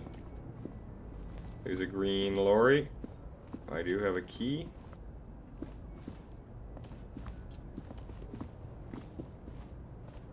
This screen found, A to Z, Contemporain, is parked in the shadow of the ruins looming overhead. It's seen better days. This is the one our men pointed to. Try the door handle. No, unlock it. Push the key into the lock and turn. It makes a cracking sound. Then the door pops back a few centimeters. You can just... The smell of cigarettes and perfume welcomes you. The cabin inside is plastered with old movie posters. Actresses smile from the walls. There's a radio transmitter in the front and a toolbox tucked under the driver's seat. Some tools lie scattered near the pedals. There's something odd about the passenger seat. The seating fabric has been pulled tight over the lower side of the seat where the toolbox should be. Sounds like where you would hide some drugs. Let's just do that immediately. Why fuck around? Voila. A stack of neatly folded papers has been stashed behind the seating fabric. You see 3 maps depicting a large metropolitan area. It's Revachol. Some of its routes and highways have been outlined with a pen. Drug trade. Bonne prise. Lieutenant commends you as you shift through the treasure, well worn and folded into neat squares. Fold open the topmost map. This large map displays the elevated motorway called 881. The intake leading to Martinez is marked with a blue X. There's another X on the off-ramp at a place called the Old South. Toll booths at the intakes are marked with a circle. It looks like there are scant few ways of getting onto the elevated motorway that runs over Jamrock. And this person knows them all. Wow. There, hundreds of thousands of motor carriages roar on the 881. High above the massive brown and red roofs, that is Jamrock. The commuters don't even look down. The world ceases to exist outside the windshield. Where does the road lead? To Couronne, through the middle-income neighborhoods there, by the river, and then to Stella Maris and La Delta for work, while the men and women of Jamrock scuttle to their fates below the road. Alright, let's check out the second map. This municipal map from the third, no storm will ever drown Revachol. The great solution to the riddle of history. Wind rips through the empty hallways of the once great military hospital, now just a ruin under an overgrown park. Beneath the hospital, great sewer tunnels hum and vibrate with life of their own. What is that hum? The rattle of motor carriages and lorries driving through long-forgotten tunnels, lit by gaslights. All right. The Map final number map 3 displays a labyrinth of service tunnels left over from the construction of Motorway 881. A few routes have been marked with a pen, where the tunnels and sewers surface near the eminent domain and a traffic island in central Jamrock by the lake. These service tunnels were probably used during the construction of the foundation beneath the motorway. It means that the smugglers are secretly using the motorway to transport their goods and materials. They've infiltrated East Motor Tract, most likely. The RCM patrols most of these auxiliary roads, though apparently not all of them. Who do you think is behind this? It's definitely not the Union. They just do some logistics. This operation has spread everywhere in Jamrock. If it's that widespread, then Madre remains the most likely suspect. Who's Madre? Here's bad news. There have been attempts at a serious investigation before, but they haven't ended well for those involved. Oh, wow. Lieutenant Kitsuragi is a brave man for saying Madre's name without the winces and whispers that usually accompany it. This Madre is like Voldemort. You can't say it out loud. Especially bad news for cops who may have something in their past they don't even know is there. Uh-oh. Yeah, that's not good for me. Hard to say. This distribution network looks certainly large, yet still vague enough. It doesn't reveal much about the Besmerti behind it. That sounds vaguely familiar. The Besmerti is a Revacholian crime syndicate. They see themselves as the inheritors of the 14 Revacholian Indo-tribes. But really they're just violent gangs vying for control on the west side of Revachol. With cool names like La Puta Madre and Ahora Mazda. It's a dark parody. Return the stack of papers under the seat. I'm done. Best not to disturb the scene. I'll have forensics go over the lorry and pick these up later. The stack of maps looks just like before, barely noticeable. The movie stars look silently by, and the pull-out toolbox has a rubber handle. I could use some more tools. A metallic drawer slides out from the seat. It's empty, except for a folded newspaper. Unfold the newspaper. It's an issue of Petit Ferique from last Wednesday. A piece of paper falls out from its pages. It looks like an article ripped out from a radio enthusiast magazine. Complex mathematical equations explain the basics of something called the Ulan frequency system. What could that be? These formulas look oddly painful. Maybe it's the hangover, but they give you a headache. The Ulan frequency system? I've never heard of that before. I know of FM, AM, UKV, but... Let's keep that in mind. Pull out toolbox slides back into its neck. Check you the wedge pedals. yourself under the steering wheel to get a better look. Seems like the few tools lying around here, a hammer, a pair of pliers, a rusty wrench, have been casually thrown there by the disorganized driver. But one odd detail does catch your eye.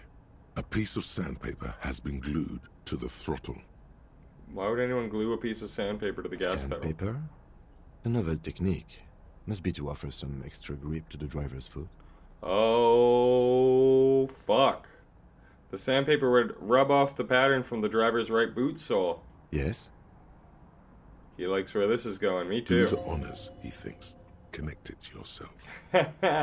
That's hilarious. It's like the cop move is to let the person who made the discovery say it out loud. I think that's fair. Which means that the missing lady driver was present at the lynching. Wow. She's also the one running the drug trade. What a handful. Now we know for certain who is the missing 8th person at the lynching. Do you think that Hardy and his boys could also be involved in the drug operation? I think the entire union is involved. Maybe all of Martin. Not necessarily. The lady driver could have kept the drug trade a secret, but no, I think they definitely are. We should see what Titus has got to say on the matter. Are we finished with the lorry? The movie stars are still smiling from the walls. I wonder if examining the radio does transmitters anything. Looks like the frequency dial is absent. It requires a key to work, but the key has been removed. Likely by the missing lady driver. Strange. There are so many radio stations saved here. Must be over 100 at least. So... It has to be an advanced model to fit so many frequencies next to each other without blending them together. So it's crazy. These Hardy boys are taking up... It's going from morning to my whole afternoon, because I'm going to have to go back to them. Doesn't look like it. It's completely inoperable with the ghostly actresses, and there's the rusty old lorry. We definitely need to return sometime later. We didn't get enough. What? What does he mean? The lorry abandoned. The smell of cigarette. There's something odd about the passenger seat. Admire the posters? These are movie posters. One of them particularly catches your eye. A centerfold of an ingenue attached. There's definitely perfume in the air. It's spicy, with a hint of amberette, wafting through the bitter air of the cabin. Stop and wonder, what's that smell? The remnants of a sweet juniper-scented perfume. Probably grenade number 5. Study the centerfold. The actress is draped in a sheathed dress, one of her shoulders bared. The faded remains of an autograph run across the poster. She's looking past the camera. Wait, doesn't she resemble someone you know? But you can't put your finger on whom exactly. Okay, enough of this. The actresses and the rear actor. Alright. Great. I think we got everything. A word, detective? Oh, okay. He just wanted me to look at the Joyce. posters. It was very strange. Alright, now he wants to talk to me. Hopefully I'm not getting dressed down for giving that kid drugs. Alright, we've finished here. Let's quickly debrief and go over what we found, so we don't do it in front of the company rep. Alright, I'm gonna have to go give this information to Joyce, the Wild Pines rep who sort of put me on this side mission. What do you think of all this, Kimbo? Honestly, I'm quite worried by what we've seen so far. The evidence seems to point to a rather extensive and well-organized operation. I'm especially intrigued by that radio transmitter, particularly the sheer number of stations it can connect. Looks like this alleged drug trade casts a wide net. I'm not sure what the Ulan frequencies are all about, but they may hold some significance. Perhaps it's a better way to connect between fleets while avoiding frequency bleed, or maybe it's used to tap into RCM networks. Listening in on your calls between you and your station, a worrying prospect.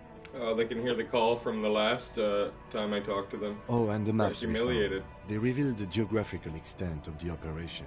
Looks like they've used abandoned tunnels and access roads to stay hidden. This is useful info. And last but not least, it looks like the Hardy boys knew this driver, as we know that she was present at the lynching. This may be the Union connection we've been searching for. The probe and the case converged, he thinks. This was quite the find. Yeah, what about these movie posters you insist that I check out? As elegant as they are, I don't think they are relevant to the drug trade. Okay. Don't be fooled. Desire always plays a role. A lot of women in there, especially for a lady driver's cabin. Oh, that is interesting. Yes, well... unimportant. Will the RCM open an investigation into this? We should return to the murder case.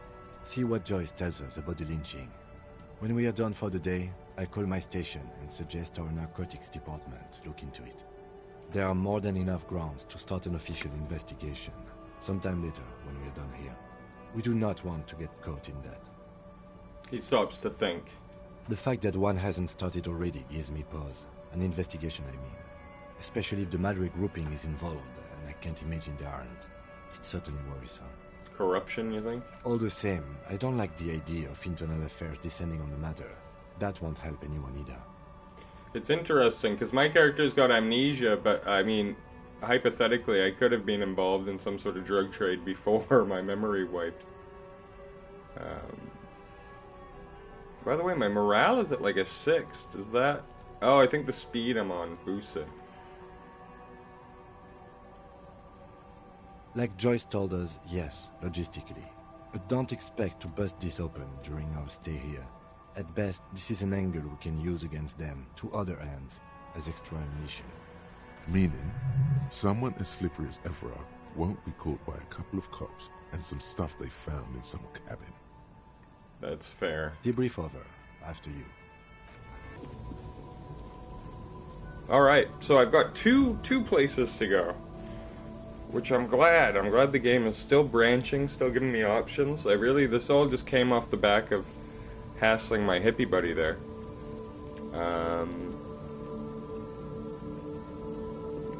So I'm gonna go to Joyce first, because I've already spent a bit of time talking to the Hardies today, so I'm gonna get a bit more distance in between them. Joyce, of course, the representatives for the Wild Pines Company, the massive corporation that I assume is underpaying the union workers. Unless I've got that completely ass backwards or something. If I do, please correct me, but... she doesn't seem trustworthy. She's very rich, posh, pompous. And I believe I begged for money from her, so she doesn't think much of me. She knows my badge is missing. This is all stuff that definitely doesn't work in my favor when playing Disco Elysium. It's funny because your reputation is sort of like your worth in this game, your value, and I guess that's a parallel to real life if you want to think about it that way. But as soon as they realize you for what you are in this game, this like fucking mess up cop, it's tougher to actually get information from them to progress the game. So it is interesting. I hope I can pull off being a superstar. And with all that explanation out of the way, let's talk to her. You're back. Good. What can I help you with? Not an umbrella, I hope. I don't need one myself, you see. Right, you got a raincoat, I see. All around you, rain keeps falling down. On the wooden boards she's standing on, and on the water around you. Neither do I.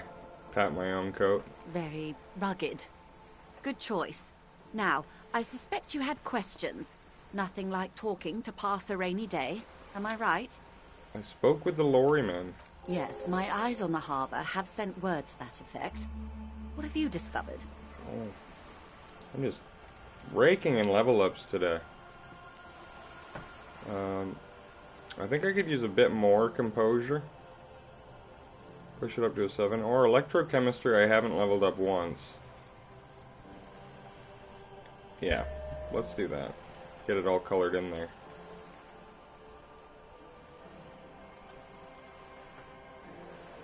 Where exactly are those eyes located? It doesn't really matter. And I do apologize for the surveillance. Wild Pines can't afford to be blind at a time like this. Yeah, you know, that's sort of fair enough. Oh, whoops. Headphone almost came out. In any case, it's a relief to know someone has looked into it. If I may ask, will there be an official investigation? I assume you discovered there is an operation. Yeah. If there is an investigation, it will be part of an ongoing operation, subject to confidentiality. I am sure you understand. Of course, detectives. In any case, you've held up your end of our arrangement. I trust you with the rest. Now it's my turn. I wouldn't normally break protocol like this, but the situation demands it. If you don't solve this murder, I'm afraid we may have a bloodbath on our hands. Okay. The words bloodbath sound cold in her mouth. They taste of iron and strawberries. I've already heard about a connection between the lynching and strike, but I need her testimony. Does she have more information? I have an indirect role to play, I'm sad right. to say. My employer experienced a momentary lapse of faith in me. In that moment, they elected to deploy a private military contractor as an insurance measure. They called it my security detail. Is this where the mercenaries came from? They were dispatched after I relayed the union's initial offer. Every worker a member of the board. I tried to convince my employer it was simply a piece of rhetoric and not a serious demand, but the stridency of it seems to have spooked them. Do you need Absolutely security? not. These mercenaries are muscle, pure and simple. They are meant to intimidate the Union into surrendering. Who are they, exactly? Crenell, an Oranese military company. As far as I know, 3 arrived in Martinez. They report to me sporadically, but they do not answer to me. To be frank, our relationship is deteriorating. Orangeese military. They wear ceramic armor, have semi-automatic weapons, and years of combat experience. They also have trauma and stressor disorder, and no idea how to conduct themselves in an urban civilian environment. So, what happened? The story is, one of them, the colonel, I don't know his real name, sexually assaulted a local woman while he was drunk and separated from his unit. This allowed some of the more militant Union members to subdue him. He was taken out behind the whirling in rags and lynched last Sunday night. Nothing. Mr. Clare refuses to let me into the harbor. I have not been able to discuss this matter with anyone there. The remaining 2 Crenell contractors carry out their orders. It's a smokescreen. In secret, they are conducting an independent military tribunal into the lynching. Once this investigation is concluded, executions will follow. Jeez. What is the nature of this so-called investigation? Whether to execute one, some, or all of the Union militants. Oh my god. It'll be all of them. The decision is already made. So they're gonna send people to just take those Union strikers out? You've made a mess here. Yeah. Or I have to say, this is not disco. That's even a funnier thing to say. It is very far from disco. My only hope is that you provide a single, concrete suspect before the mercenaries indiscriminately pick theirs. Simply put, She grabs hold of the main sail. if you don't pin this on someone good, and do it fast, they will identify and execute everyone present at the lynching. This in turn will force the Union to respond. Man, it wouldn't be the worst thing if they just took out all the Hardy Boys, to be honest. The Débardeurs have over 2,000 men. It will be 1,000 to 1. Have you ever seen a Hornet invade a beehive, Lieutenant? It's not pretty. These men work in tandem using semi- and fully automatic firearms. Their armor is virtually impenetrable to muzzle-loaded weapons, even yours. Most Union workers don't have guns at all. Yeah, but one of these people, does she not know one of them's dead? The muzzle loaders need to be reloaded after every 1 or 2 shots. The automatics every 1 or 2 minutes. As I said, a bloodbath. Isn't it a pretty bleak scenario you're describing? Many bleak scenarios have already come true. Nameless, badgeless detective of the citizens' militia. Oh, fuck you. All we can do is keep the rest from going the same way. One single concrete suspect delivered into civil court, and I may be able to defuse this situation. This colonel, the one that was hanged, did you know him? If you mean did I see him alive? Yes. But I did not know him. The name. Lely. His service name. A nom de guerre, most likely. He wouldn't divulge his full name. Only one of them did. A bad sign if there ever was one. These mercenaries do sound brutal. And I love they sent them to protect her, and they've just run amok. He was 40. Or 50. It's hard to say which. He had a combat injury on his lower jaw. It made it difficult to estimate his age, or gauge his facial expressions. Indeed, this matches the dental reconstruction we saw on the body. What else? Nationality? Accent? He was, Occidental, I think. Light brown hair, a mixed accent, Oranese, or Messinian, maybe. His injury gave him an accent all his own. Messinian? In a way, it was humanizing. He had to learn to speak through it. Through the injury. That's all I know, I guess. I only met him once. What are the two? Where are the 2 other guys? They've gone to ground, as it were. I don't recommend seeking them out. For one, they're almost certainly armed to the teeth. They don't have the same respect for the Revachol citizens' militia as I do. To put it bluntly, they think you're vigilantes. Ghetto savages. It will not be a fruitful meeting. We'll confront them directly. Did you miss the part about ceramic armor and automatic weapons, Detective? That is a bad idea. One I won't be a party to. Where are they? Fuck. I think... Oh, I don't have cigarettes on me. They need to be on my person at all time. I'll try anyways. This is so embarrassing. You have no idea. There's something wrong with your brain. Luckily, the lieutenant still has his. That is discouraging. Ma'am, with all due respect, I've been around Martinez, and there's a giant hulk of a man in ill-fitting clothes at the harbor gates. Mr. Right to Work. His heart really isn't in it. Not a terribly good actor, that one. Still. And the other must be in one of the 4-story buildings overlooking the roundabout. He or she was reporting back to you while we were canvassing the lorry drivers.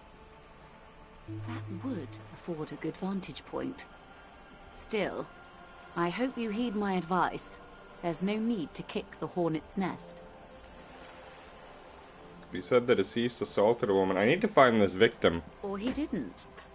This is information passed on to me from some teenagers loitering around the canal.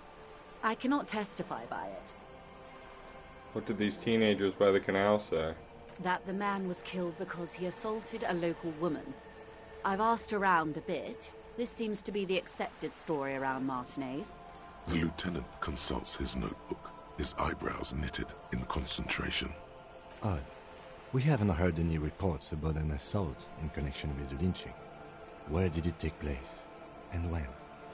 Last Sunday night, at the Whirling in Rags, the hostel by the gates. Supposedly, the colonel was drunk. Maybe on narcotics, too. Ah, I'm glad it wasn't me for a change. Either way, he's alleged to have sexually assaulted a woman. Sometime later, a group of dock workers got their hands on him. And who was this woman? That's a good question, officer. Fuck. I don't have the slightest idea. As I said, it's a rumor. About a rumor. In any case, it's what the colonel's remaining colleagues believe. What was that about a bloodbath? Yes. I'm afraid this strike may descend into a small-scale civil war, with possible consequences for all of Rivershoal West. Since you are sharing, ma'am, this is also the RCM's worst-case scenario. Then we're on the same page, as grim as it may be. Alright, I that's am enough. sorry to have been the bearer of bad news. If there is anything else I can help you with, please ask. I didn't show her the tattoos last time. Since the beginning I've had a picture of the dead body's tattoos, and they might, you know, Of be course. related to something. Excuse my hesitation before. Oh, I did ask her, and she just For ignored it. about half a minute, in silence. She holds it for a minute. She wears fingerless gloves. Her fingernails are cut short and fractured, like those of a working woman. It was taken with a trigger not long ago. This is the man's upper body. There were no more markings on his hands or legs. Stay quiet. Observe the woman's expression. Her mouth is relaxed. The accordion lines near her mouth vanish. The pearls of her eyes move slowly on the photo's surface. Sorry. I was trying to see if I can read the web of interdependencies between these points. I can't. But that's how you read this story. The points themselves don't have letters, numbers, anything. Their size, location on the body, and distance from each other tells you what they represent. Like stars. Close. Port cities. This is an Oronese map of the waterways, a sailor's tattoo worn by wayfarers of the Dolorian century. Over 300 years ago, the sailors would mark their bodies to map their travels. What's the use of The this? sailor's soul would use it to fly back home if they should die abroad. This is a sort of contraption to be reeled back in by. The silver cord, they would call it. Who could tell me more? His platoon members? The other contractors. Though I do not suggest you go and show them that picture. This man was their friend and comrade. Challenge accepted. I say we do it. I need information. Ask the mercs about the tattoos. Do what you have to do, Detective. I don't think deciphering that tattoo should come before public security. But if you should wade into the mob to find out, I couldn't stop you. Right, the scab leader. Alright, that's another side quest to do as well. Glad I had this conversation. Is there anything else I can help you with? I think that's it for now.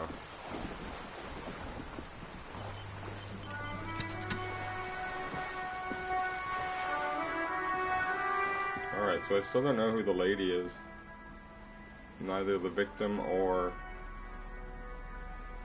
what you call it? the lorry driver. +1 composure. That's sick. What do I have now? -1 74 +1 electrochemistry. Well, the black jeans win. Sorry, fans of the other jeans, but sometimes it's time for a change. I forgot I had those black jeans. Formerly belonging to Kuno's dad. I wonder if he'd recognize the jeans.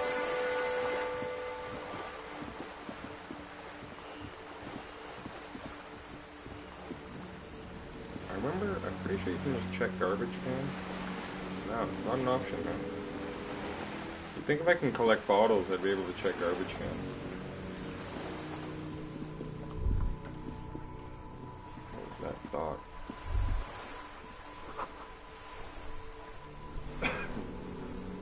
The musty smell of a potato cellar in spring emanates from the air vent. Oh, these guys. I've avoided talking to these guys because I'm pretty sure it's a boring, lore-filled side quest that I did before.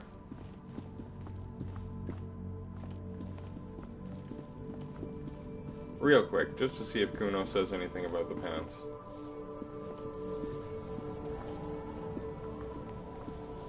Fuck, does Kuno care? No, he doesn't care.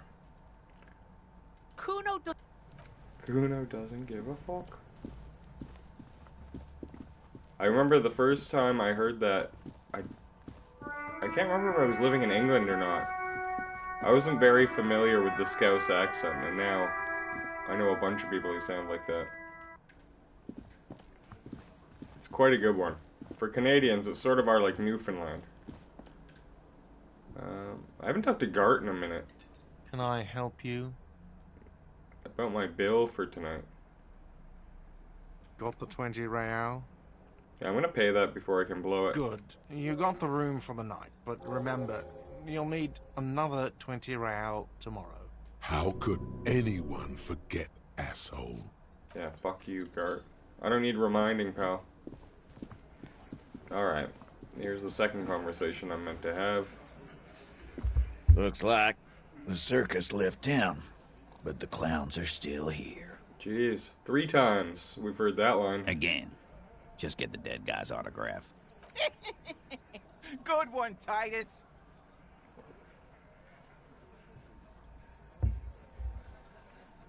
About fucking time. I found 8 sets of footprints, but there's only 7 of you. Where's the new Hardy? Guess what? I've connected you to the local drug drain. That's sort of a funny way to just come out and say it. I've talked to Joyce, the mercs you hanged. His friends are coming for you. Or I've even... Yeah, I'm not going to do that. Yeah, I'm going to talk about what I just heard from Joyce. Yeah.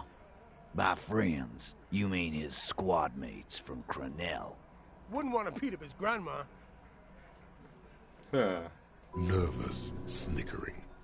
There's a rush of adrenaline present. Nah, forget this. Goddamn right, it's nothing. The fuck are they gonna do? I'm gonna ask about the 8th Hardy Boy. What are you talking about, madman? There's no 8th Hardy Boy. There's 7 of us and we're all here. Or what? You want to be the 8th Hardy Boy? We ain't hiring. Actually, boss, we've been talking and we think she could maybe... Shut the fuck up, Glenn! You slipped. Now what? So let me get this straight. There is an 8th Hardy Boy. It's a she, and you don't like us talking about her? That's right. We're not talking about this. This is a private Hardy Boys matter. Nothing to do with your shit. End. He points to the lieutenant. You're not cops here. Don't go digging around if you don't want a bullet in the back of your head. I'm watching you. Damn, that's just a straight-up threat of murder to a police officer. We are all watching each other. Officer, your question. There's no point in pushing it further, he thinks. This is already a victory. We'll learn more about this 8th Hardy sooner or later. Discuss the 8th Hardy. It doesn't even raise at all. You'd think that would, like, put it up, you know, to like 7% or something. I've collected you to the local drug trade. Like hell you have. There is no local drug trade. This place is as clean as a rifle. Go back to Jamrock and ask the local junkies how clean your streets are in Precinct 41 Kilos. We'll do that. In the meantime, did you know that there's an abandoned lorry at the intersection that was used to move raw ingredients for drugs from Terminal B to Jamrock? The person driving it was present at the hanging. It was one of you. We've connected the footprints. Detective, do you want to deliver the coup de grâce? Oh, very nice of you, Kim. The thought forms in your head, like a lightning strike branching in the sky. You're right, there is no local drug trade, except you. That's a mighty interesting theory. I guess that's what you would need to do, theoretically. A big, strong, state-run monopoly would outcompete the runts on the street. Yeah, man. Theoretically, that's what you would do. To get rid of the gangs, the dealers, even some of the junkies. You would need good, trustworthy people to take their place, of course. Hardy men to run such a monopoly. For the good of the community, of course.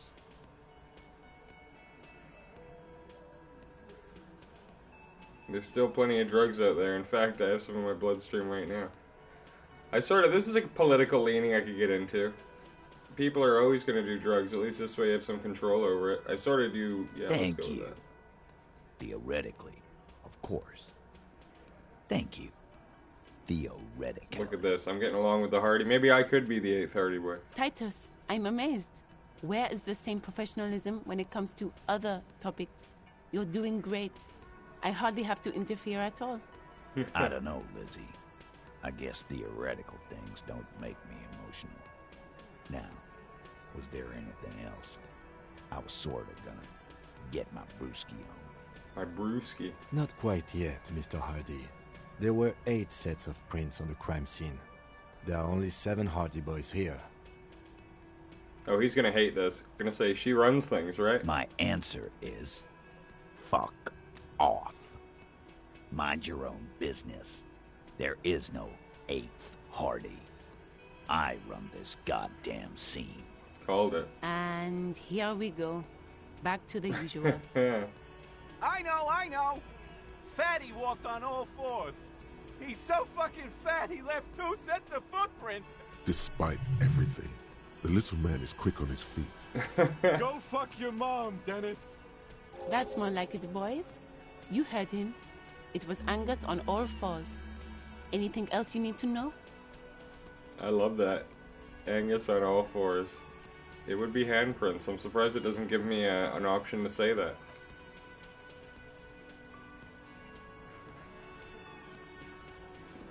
Alright. I hate that it makes me wait for him to sit up and get up before the game moves on. So demeaning. My authority's at a 1. That does suck.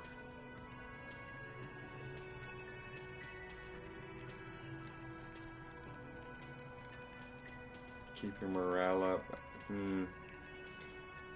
Pain threshold. No, I think I wanted to put my threatening up earlier. I'm not getting in people's faces enough. So let's keep that going. Right now I am at a bit of an impasse. I mean, I could talk to the scab leader. I could try knock at that door again upstairs. Yeah, why don't I do that while I'm here? There's that blonde girl from the beginning of the game.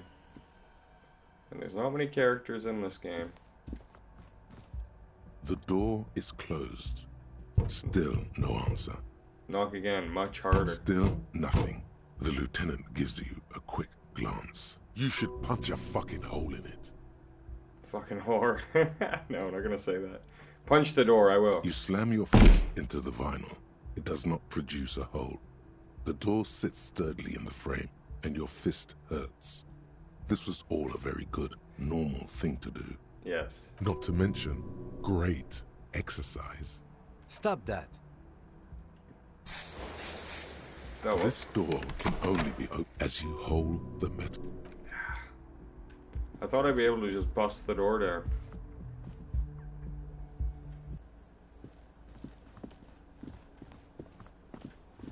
Maybe I will end up being a moralist. If they keep asking me drug questions, I don't know what else to do in this game. Alright, I can talk to the scab leader.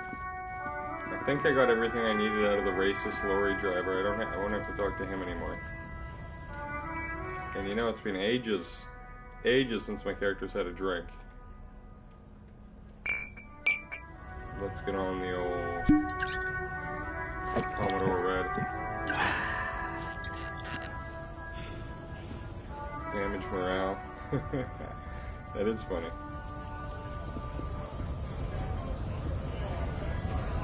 Talk to the scab leader. So this is the guy, apparently his comrade was the murderer. I'm not sure how it works. I'm not sure why he's going to be offended. Let's see. Went native on the chief, huh? Those ballerina antics were reckless. Should have just punched him in the throat again. Oh, he's referring to the spin kick I delivered to Hammerhead. Is that his name? Measurehead, sorry. Earlier, when he stepped to me. Wrong. You did the right thing with Measurehead. The ballerina antics won you the fight. Yeah, thank you, physical instrument. Let's talk about our right to work. Are you a mercenary hired by Wild Pines? Hell no.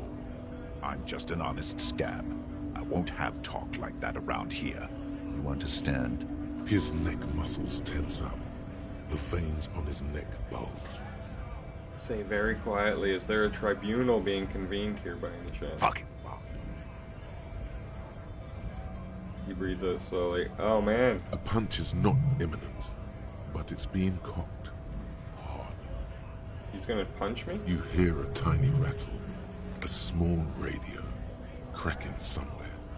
An earpiece. How about you fuck off now, huh? Oh, I'm onto this guy. Okay, of course. There could be weapons aiming at us right now. Somewhere above, in the buildings. The other merc. Don't push this, he's thinking. This is not the time. Fair enough. The man's breathing steadies, but his eyes. It's hard to do that when you want to beat a man into a pulp instead. Alright, well, I'm now on bad footing with this guy, but I'm still going to ask him about the tattoos. Don't think so. They were on the body of the man who was hanging from the cafeteria. Silence. He takes the photo. Grey eyes dart back and forth on the glossy surface. His face is unmoving, hard as a stone. But beneath it... Fucking loincloths. Really did him in. Loincloths? What's that mean? Sounds like a slur. Yeah. He's clenching his teeth. There is silent pressure behind them. What do the tattoos mean? What it means. He points to one tiny star in the web of lines away from the man's heart, almost on his stomach. I can tell you what this one means. Only one. You want to hear what happened here? Yeah. Our colonel is deep in the bush here. Deep in the fucking bush. In Benital, 41. Monsoon season. He's on a reconnaissance mission. He spent a month behind enemy lines, scouting kipped villages. Nothing but fucking bugs and snakes for fun. Men are getting restless. There's talk of switching employers. He licks his lips as if drunk suddenly. With some strange emotion. This is about to get really graphic. Last moment to back off. Nah, let's hear this weird war story. Our boy. He's only a captain then, but he knows how these men think. If they don't see action soon... His voice gets strangely quiet a long, long way away from the right to work sign. His gaze pierces the paper. At dawn, he comes upon two kids, breeding in the bushes by the river. Or maybe they weren't breeding. Maybe they were just making eyes at each other. I like to think they were breeding. This guy's fucked. I don't want to hear your story. We shot the boy. He was useless. But the girl, she was nice. A little fat, you know. But not too old. Yikes. She was quite the entertainment for the week she lasted. Expired in the hands of Sarge Mason. The kind of guy who'd make Chief there shit his pants and cry like a bitch. God. Mason couldn't let go. Cut the tits off her cold body and fucking ate them. Said primitive spirits were watching over him now.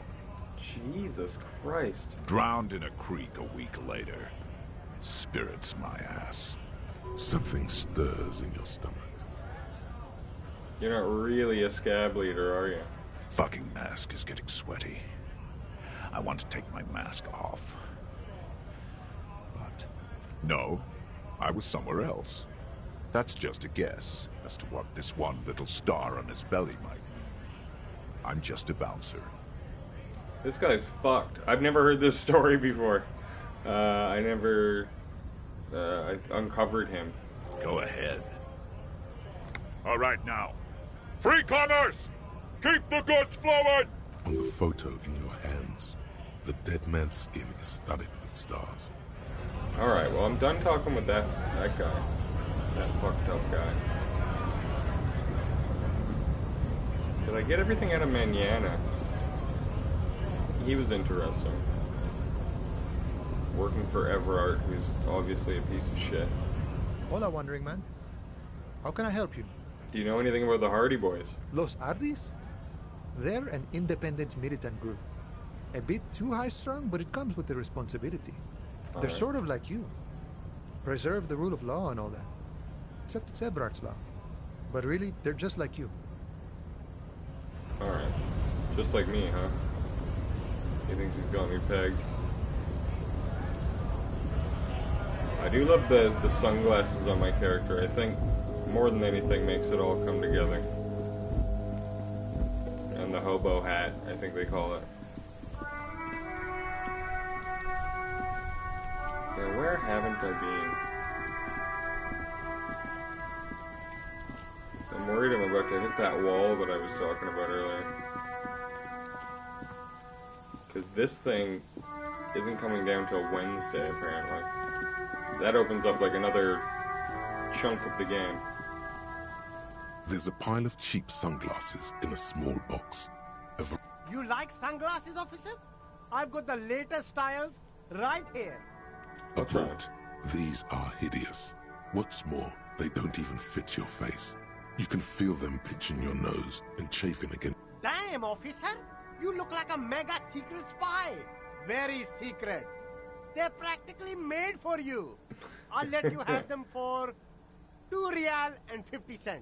They're perfect for concealing your bloodshot and baggy eyes. It's Done. going to be very difficult for anyone to take you seriously with these things on your face. No, you are definitely not buying those. I like these. No, I can't. We can't walk around with you looking like this. A good starter pair, officer. And when you're ready to upgrade, come back and see me. I didn't want to change my shades. I mean, I just said I really like how my shades bring it all together. But the way everyone reacted to these, Kim was so offended. Wow. Nah, logic down one. Electrochemistry is my best stat already.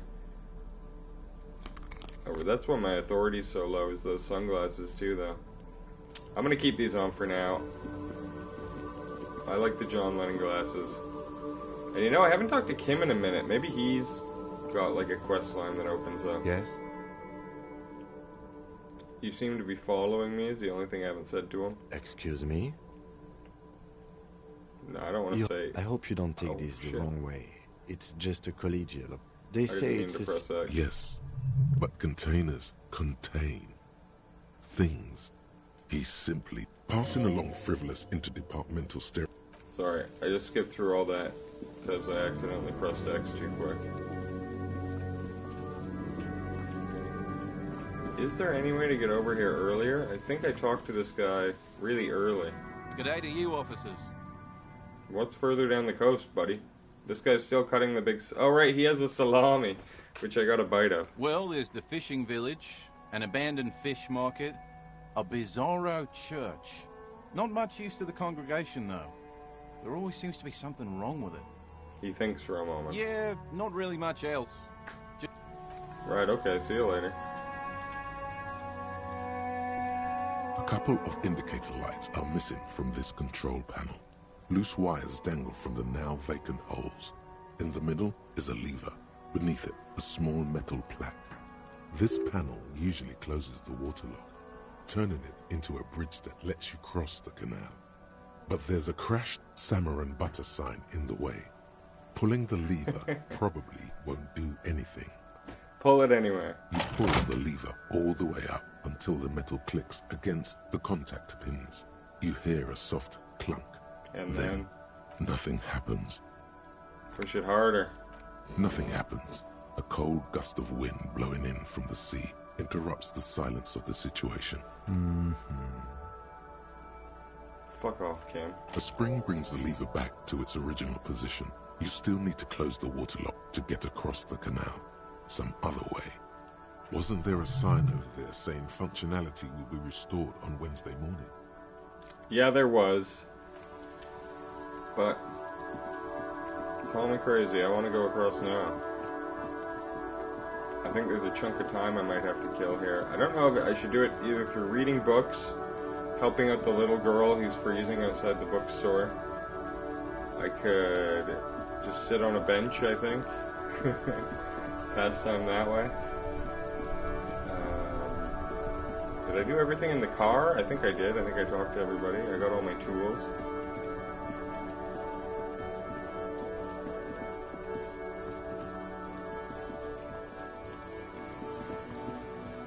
Alright, let's talk to her. Hello again, sir. Shouldn't you be at school or something? I do my studies at home at the moment. I have to help Mum keep this place running. School is stupid. You're lucky to not be there. No, school's important, right? Mum says it's necessary to do both because it builds character. Mum says a proper worker is dutiful. That's how you get ahead in life. You succeed. There is stress and unease behind these words. She's reciting etiquette. Mum says it's peachy. She was a little afraid at first. There's talk about this house being cursed. Cursed? Cursed in the way that makes them say that no business has ever really thrived here, sir. That they all go... She's looking for the right word. Ass up. I wouldn't really say it like that, but I guess so. Oh, she blushes. I always say tits up if a business goes tits up. I don't think curses are real. No, I do, though. When I first moved to Manchester, I worked in a bar that just became a bar.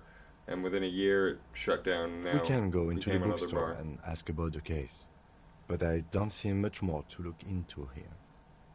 The lieutenant makes a note in his Yes. notebook. Please do also look at our wares inside. The postcards and board games are there, sir. Postcards. Maybe I can tell you about some of our books instead. How do I know about books? Do you get any benefit from reading books? Crime fiction is about murders or burglaries or things like that, and the work of a policeman or a private detective who's trying to solve a crime and catch the criminals. Okay, I get it. Crime, murder, gets the people going. And it's kind of like a puzzle too. You can guess who the criminal is or how the good guys are going to catch him. I'm a policeman myself. The law. You don't look much like a policeman. Examines me to find something policeman-like. That's fair. What does a cop look like? Didn't mean to offend, sir. Sorry, sir. It's just that you don't look like Dick Mullen. Dick Mullen keeps getting brought up.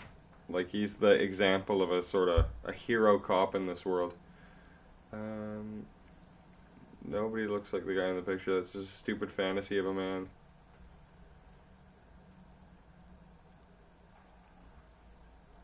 It's your head. That's what's Head? being a real cop. Yes. No, your resilience. No, your mind. Grit, a total disregard for personal safety. You gotta take the pain. That's true. That's a bit childish. I said, this Mullen guy looks like he'd run to his mom. Ain't got no balls. A dick with no balls. Bam. Mullen's no real deal. He's got nothing on me. Obviously, sir. He's just a fictional character. He's no match for you. Hey, thanks. Maybe you can show me some real police work, sir. Like in the books. Okay.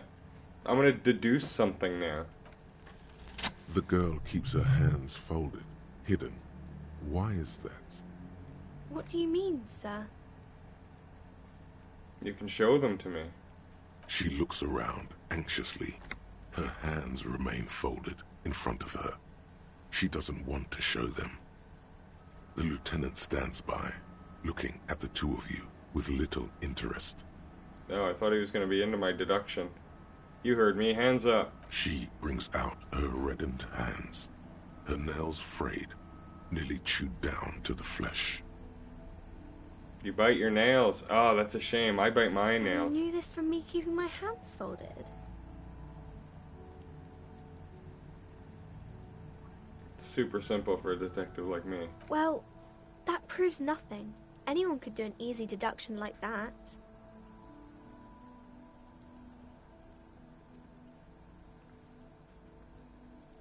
Want more? I bet I can figure out why you bite your nails. She nods, That's true. half provocative, half enthusiastic. Uptight because of the pressure your mother puts on you. This is pretty, like, weird just to say to a child. This is an in-depth conversation I'm having for a child. Maybe so, sir. Okay, I know it's a bad habit, and I shouldn't.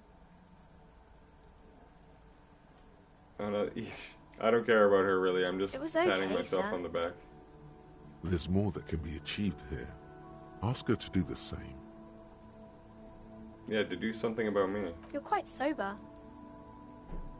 That's not true. The lieutenant does not flinch at the comment. He does not flinch even a single bit. He is intensely not flinching. It takes effort. Yeah, is this how wrong could you be? I've been banging speed and alcohol all day long. How do you know I'm usually not? I sure hope you are, sir. There she stands, swaying on her feet, assaulted by the early spring breeze. She smiles at you. The whole situation suddenly feels familiar, somehow. What are you missing here? Why does this feel familiar? This is the closest to a 50-50 I've had all day. Please, please, please, please. Because you know each other. Yes! She's been talking to you so openly because you've talked before. Oh no. Yes, I stand in this spot all the time. I met her before when I was in my blackout bender You've phase. been running around all week without your shirt on, sir. Telling people about being a star or something. I don't really understand who those stars are. Did I ever talk to you? Of course, you stopped by a few times. You certainly look better than the last time I saw you. I doubt that. What do you mean better? I look like shit. Yeah, but you don't have party eyes anymore. Party eyes. Yes, of course. That makes sense. I'm not surprised children have seen you running around with party eyes on, he thinks. Not at all. Party eyes. You know, like a cat in the dark, all big and wide-eyed. It certainly looks odd on a man. I know exactly what she means by party eyes. The swiveling eyes of a loony drug addict. That is what she meant. You were probably gurning too. Gurning. That's Fuck such a you. gross word. You should get some party eyes right now. Snap those sequins on you, boy. Does that mean I've been partaking in narcotics? Oh, baby, that's not what you have to worry about. Worry about the important thing. Why didn't you tell me you knew me to begin with? I didn't know I had to do that. Thanks, I've learned I'm something. glad I could help you, sir. Alright. Now I like this girl. I like that she thinks I'm sober. I guess compared to earlier self, I am sober. But now I'm gonna go inside and set her mom straight. Oh, you're saying, say, what is romance? I don't know, it felt like a weird thing to ask a kid, so I avoided it. But I assume they're talking about the romance books or the crime books. Why don't I bang some speed and then I'll go talk to her?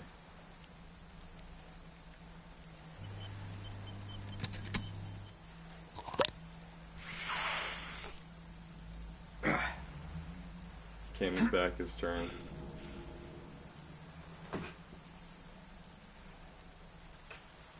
Yeah, exactly. The commenter's saying I need to have the party eyes. Hi, Ace Detective. Are you here for more books? Alright, what is romance? It's the type of book where there's a rich lady and she has to choose between the good man and the bad man.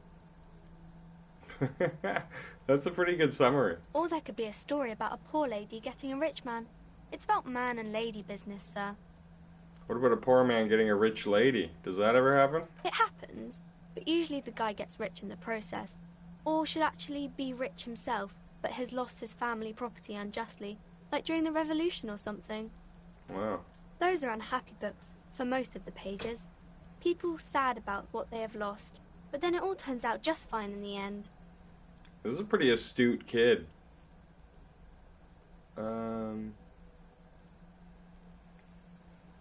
What about where the man and lady business... What about where everyone is poor? That's really not a proper romance story.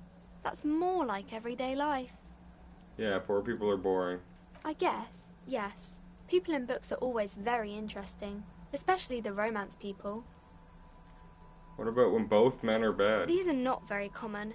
You can't have a choice between bad and bad. Nobody wants to read a story like that. What if it's written well? Well, maybe then it's fine. Maybe if the lady then decides not to pick either, because she doesn't need a bad man. Yes, that would be interesting. Maybe some about other books? That didn't bear me any fruit. But I'm gonna go deal with her mom, who's basically got her daughter out there like doing slave labor. She's not getting paid, not going to school. A small mountain of colorful board game boxes. There are numerous types of games for all ages. A lot of No, I want to talk to her first, and then I'll get to the board games and the books. Welcome to Crime, Romance, and Biographies of Famous People. My name is Plaisance. Plaisance. Be welcome, and please take responsibility for the energy you bring into this space. I forgot. What a fucking weird name. Her face looks powdery and painted from all the makeup. Before we go, you seem to be well off enough. Can you give me some money? I haven't asked anyone for money in a while. Sir, don't be ridiculous. I certainly will not give you money. I would be doing you a grave psychic disfavor. One has to earn one's success, even if one is a police officer. Handouts are nothing but manipulation. All they do is make you dependent. Son, you got destroyed there. What an idiot you are. So you're the owner of the store? I am. The proudest owner of our little shop of culture.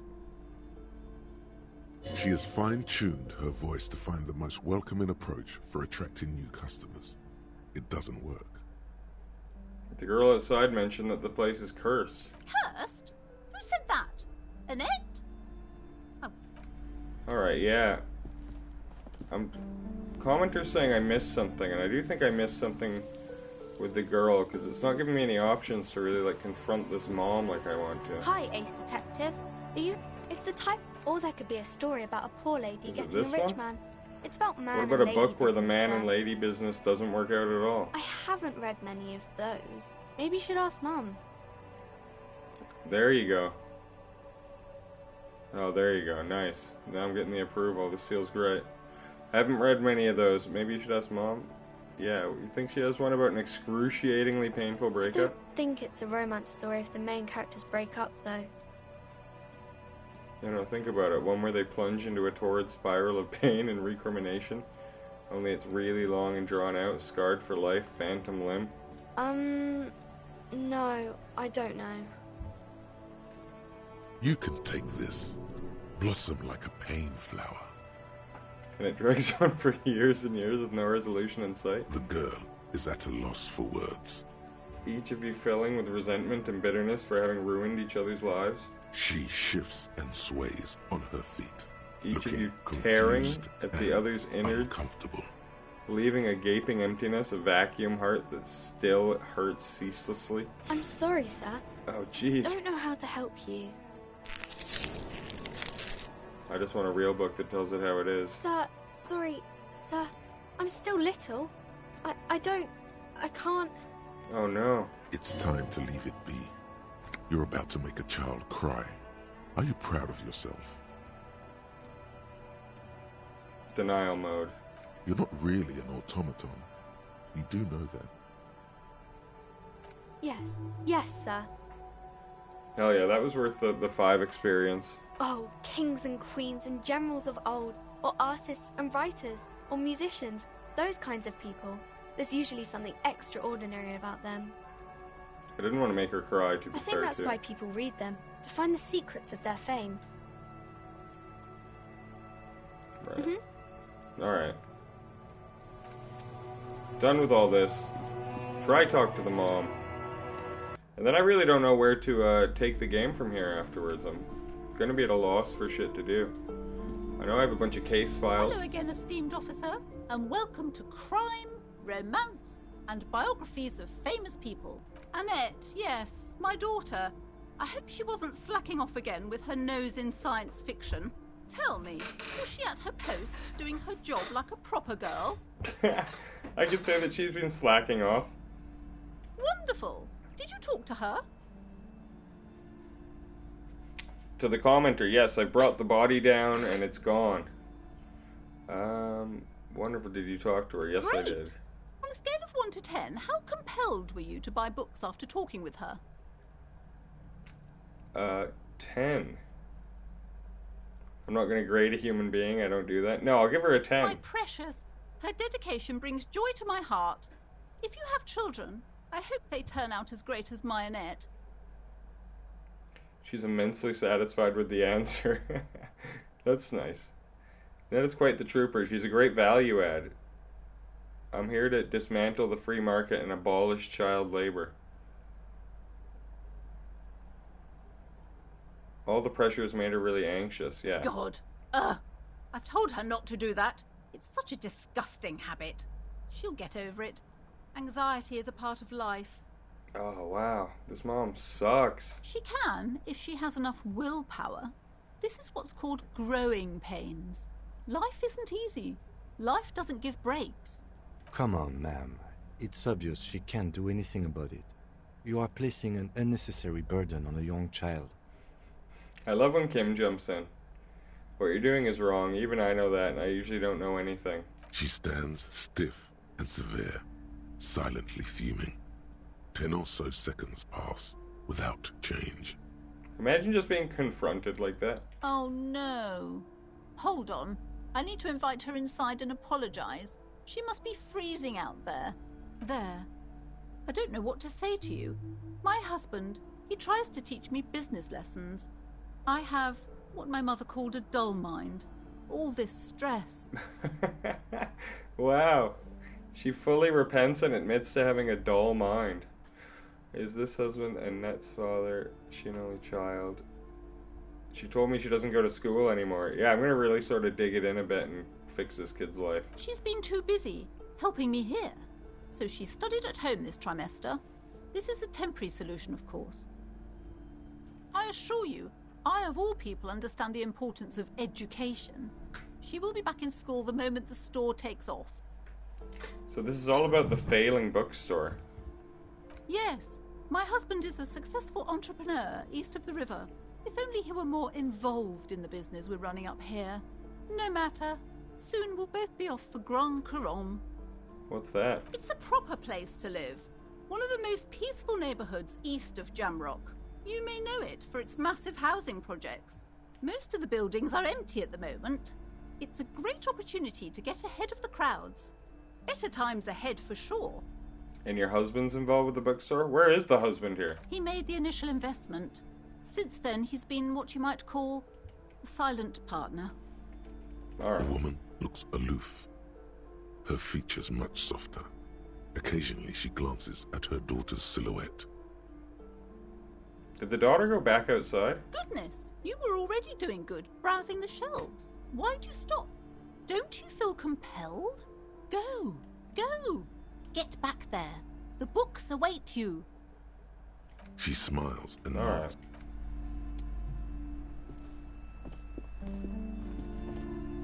Okay, she's inside now. I wonder if she'll thank me. I'm sorry, sir. I can't talk right now. I'm very busy with my homework. I have so much homework now. Oh, wow. You just can't win. Alright. At least I know I helped. Old sports magazines tucked away in a dark corner.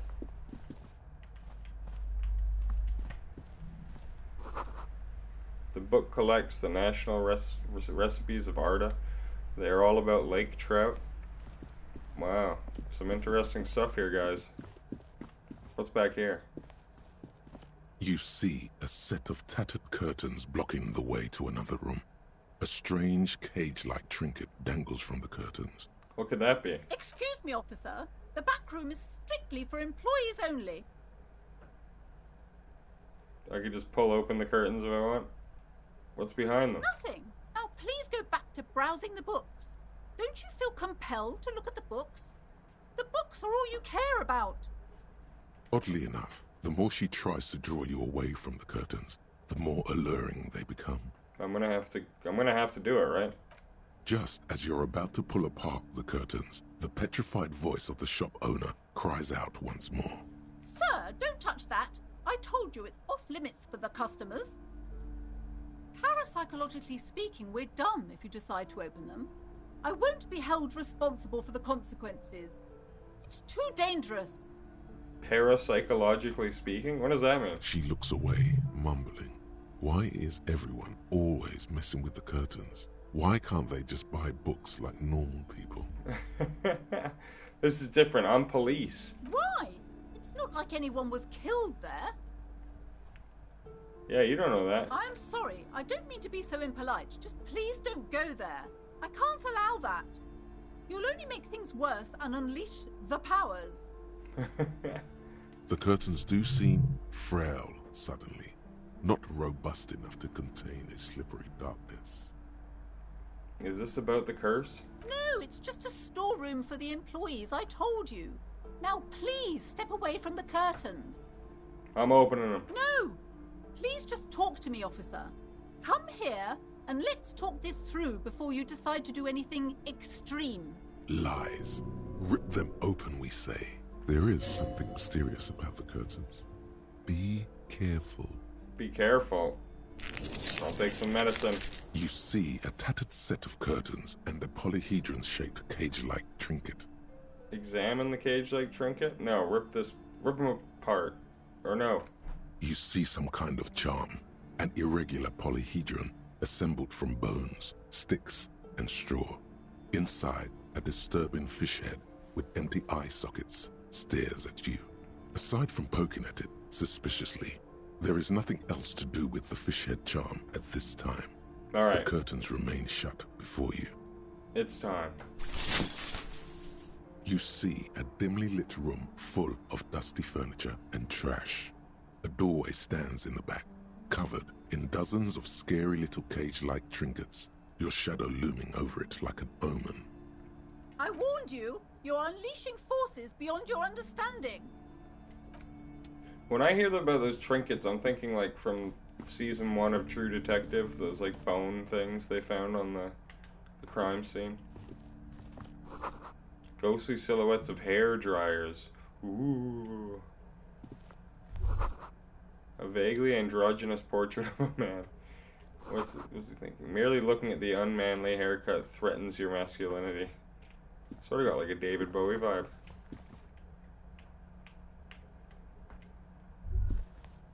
A heavy door with a missing handle stands before you, covered in dozens, if not hundreds, of little oddly shaped trinkets and charms. It appears to be locked. What if you just break it down? Maybe I should break it down. I'm just gonna break it down. I love the chances are higher the more I break doors down as the game goes on. No. I don't like... I think your pain threshold goes up when you drink, right? Yeah, 1 to all physique.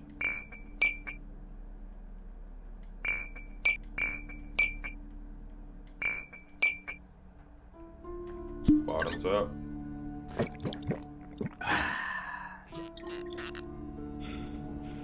Oh, see, I was interested by that. I feel like speed takes away the booze feeling. But you can put booze on top of speed. A heavy door with a missing Anyways, I'm handle like stands Superman before you, covered in dozens, if not hundreds, of little oddly shaped trinkets and charms. That's what I want to appears see. to be locked. Boom. Let's see the green. What? You smash into the wood and see a small crack appear on the door frame. It's going to take one more try to break through to the other side. But you've done it. You're not thinking of trying again, are you? Smash into the door and shout, "Freeze, dirtbags." I'm a superstar cop after all.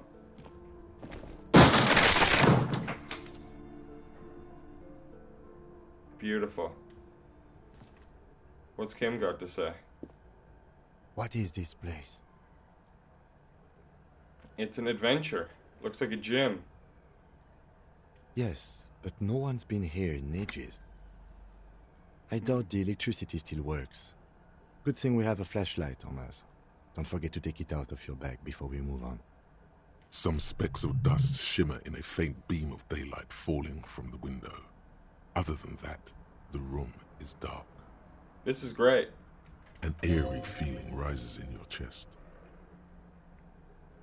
What if there's a reason no one's been here? Yes, because it's closed. No need to look for supernatural explanations where a banal one will do. Now let's move on, shall we? Kim's not a man for superstitions. Alright.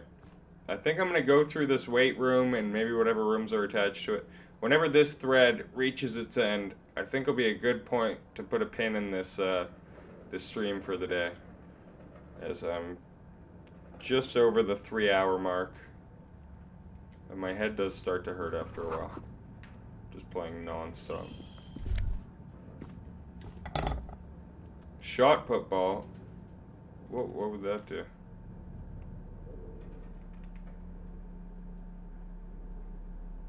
I can just sell it if I want to, but it doesn't do anything.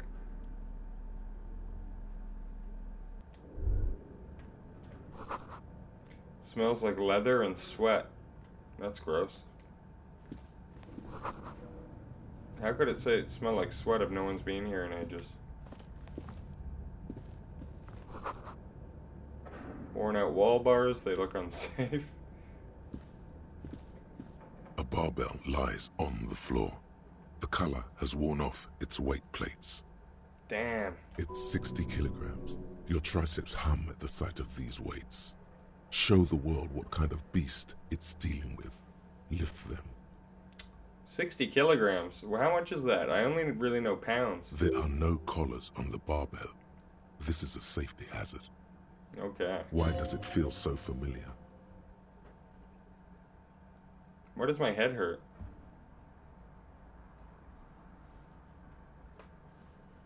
It's familiar because I'm a weightlifter?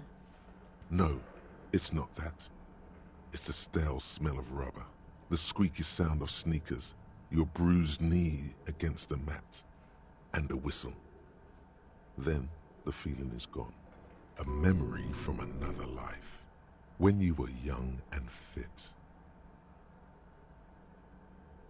It's a You're trap. right. The weights may fall off. Better not touch it then. I don't really care No about one safety does hazards. until though. they get smashed into the barbell. Alright. Well, it's now or never. 58. Another pretty much dead even one. Yes! It's been a great section of rolls here. Look at the power. Conjuring up an inhuman amount of strength, you raise the barbell up in the air. Your biceps tremble, but you're a savage. This is a children's game.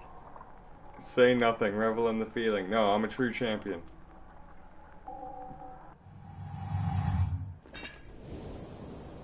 Yes. A warm wave of accomplishment washes over your head as you drop the barbell to the floor. For a moment, It feels like you're strong enough to succeed at anything you ever set your mind to. I love it. Hey, but you're still in the ghost house. What if someone heard this? What if they know you're here? Good technique. Thanks, buddy. I wish I got a little EX experience there. How far am I from another skill point? 65, so 35 points away. Close the water lock on Wednesday. Okay. I like when you're just wandering around and then your own the side quests just sort of wrap themselves up. What's Kim got to say? It's dark. The lieutenant states the obvious. And the flashlight works a lot better if you hold it in your hand. Right, yeah. I forgot that that was one of the tools I initially grabbed from the cop car. The alcohol and flashlight combo looks pretty funny. Oh, that does help.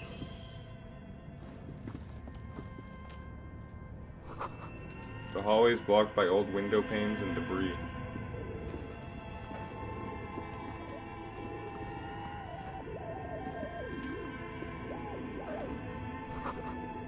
A large demijohn full of strange liquid. That's gross. Wild animals stare in the dark, stuffed and mounted. This is weird. This area. Airship rotors covered in spider webs. They remind you of blades. That's cool.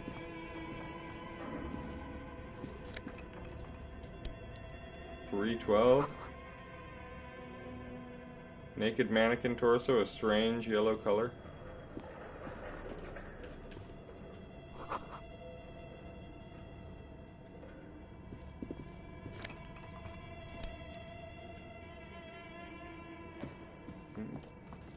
Love finding that money. I almost got my 20 for tomorrow. What is that? Production schedule. It's not an interactive one.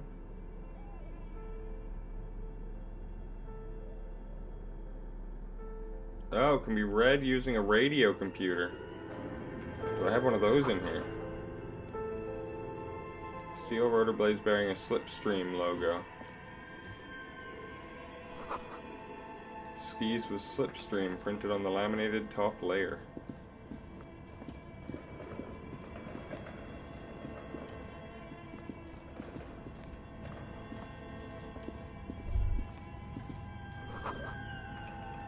But where are the clothes it used to display? It used to display. Your flashlight slides over an old green chalkboard covered in scribbles, sketches, and schemes like some ancient cave mural. Some of the writing has faded with age, but you can still make out sections here and there. Photos and drawings have been pinned to the board. Inspect the drawings. These lithe, pointy-eared creatures appear to be different types of welkins. You make out autumnal candle welkins, casting wax-based magic. Translucent welkins, with organs shining under their skin, and even ether welkins, hailing from the vast emptiness of sidereal space. Who are all those creatures? Fantasies of a tortured, feverish mind? One of the welkins, towering among the rest, appears to be different, however. Examine the welkin. This is important. It's Vara Hamira, a high welkin. His face white and scarred like cracked marble. This is clearly a Welkin supremacist. The note says, all non-Welkin races will be purged. Jesus. The Haldor, the Twarg, the humans, and even headless men, all of them, purged. Imagine a world filled only with Welkin, Green Welkin, Dread Welkin, and the High Welkin to rule them all. I don't even know what a welkin is. Is it meant to be that thing in the middle? An inordinate amount of time has gone into drawing these little welkin creatures. Why would anyone spend so much time on this? One of them is a Welcome supremacist. Mm-hmm. Political commentary. That one has a great beard, too. They sort of look like if you were to cross dwarves with elves, actually. Well, this has been educational. Just look at those details. So much effort. The photo collage depicts barren, icy landscapes wrapped in perpetual night. You see permafrost and glacial landforms, dead trees grown in under the snow. Entire oceans have been frozen from shore to shore. There are pictures of settlements on dried-up riverbeds, abandoned in a storm. Animal corpses in the dark, carcasses and bones. Yikes. Albeit dark and cold, this vision also feels cozy in its own way, like eggnog or morphine, a much-needed respite from our own world. Gotta love eggnog, right? A pinned postcard reads, "The heat death scenario. A desperate fight for geothermal energy engulfs the world as Wirral becomes untethered from its sun, drifting through the universe."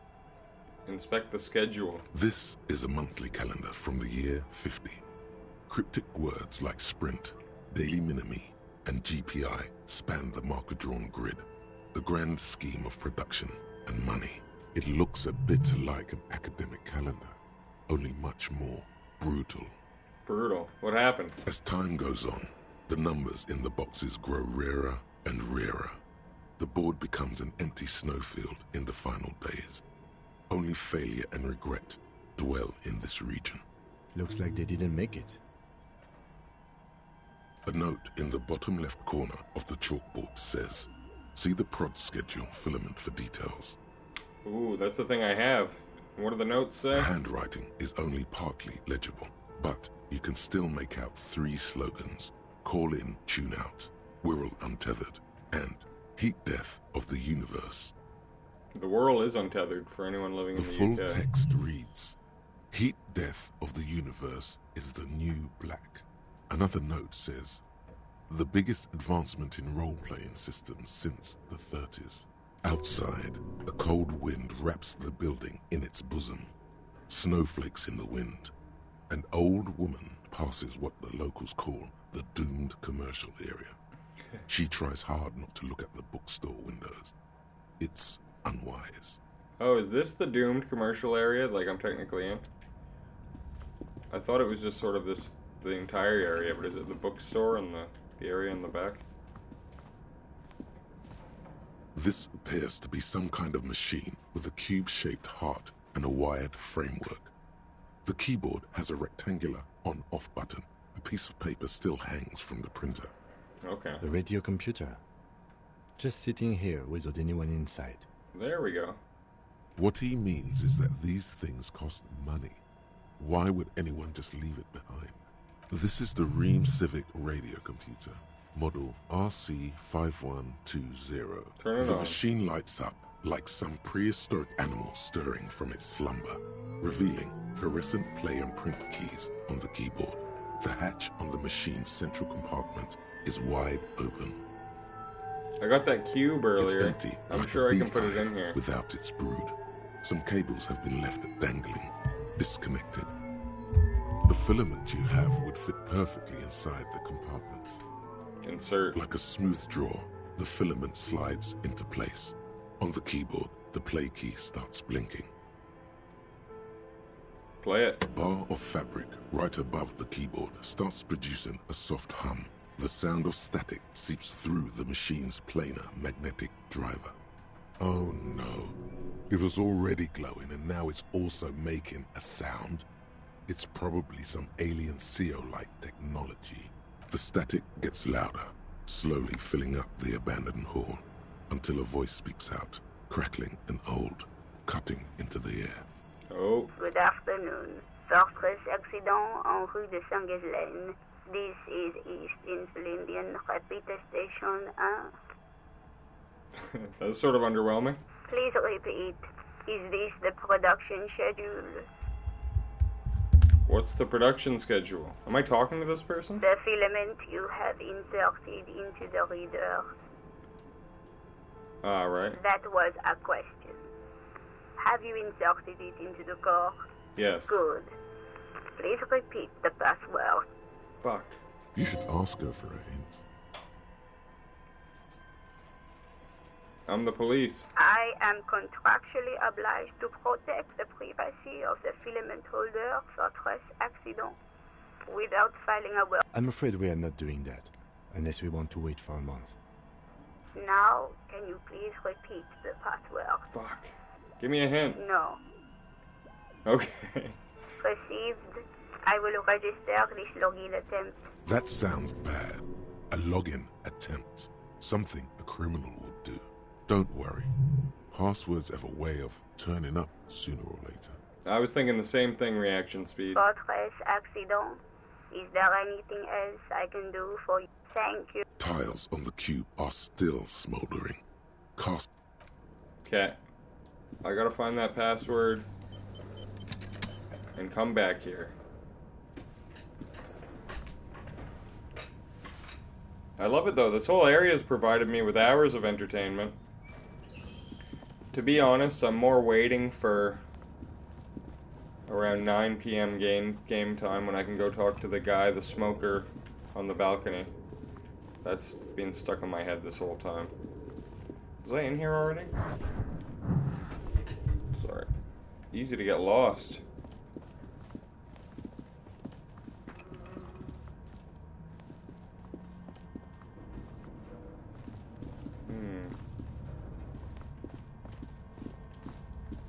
That's right. No, I'm behind it now. Okay, nice. Stairs upwards.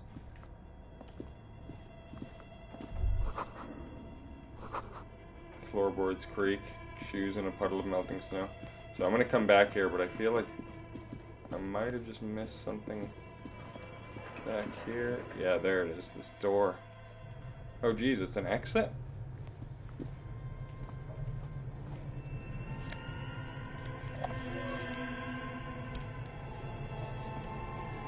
Okay.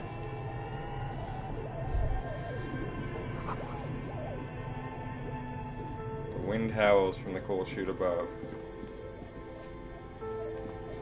You see a terrifying ice bear with a strange compartment in its belly.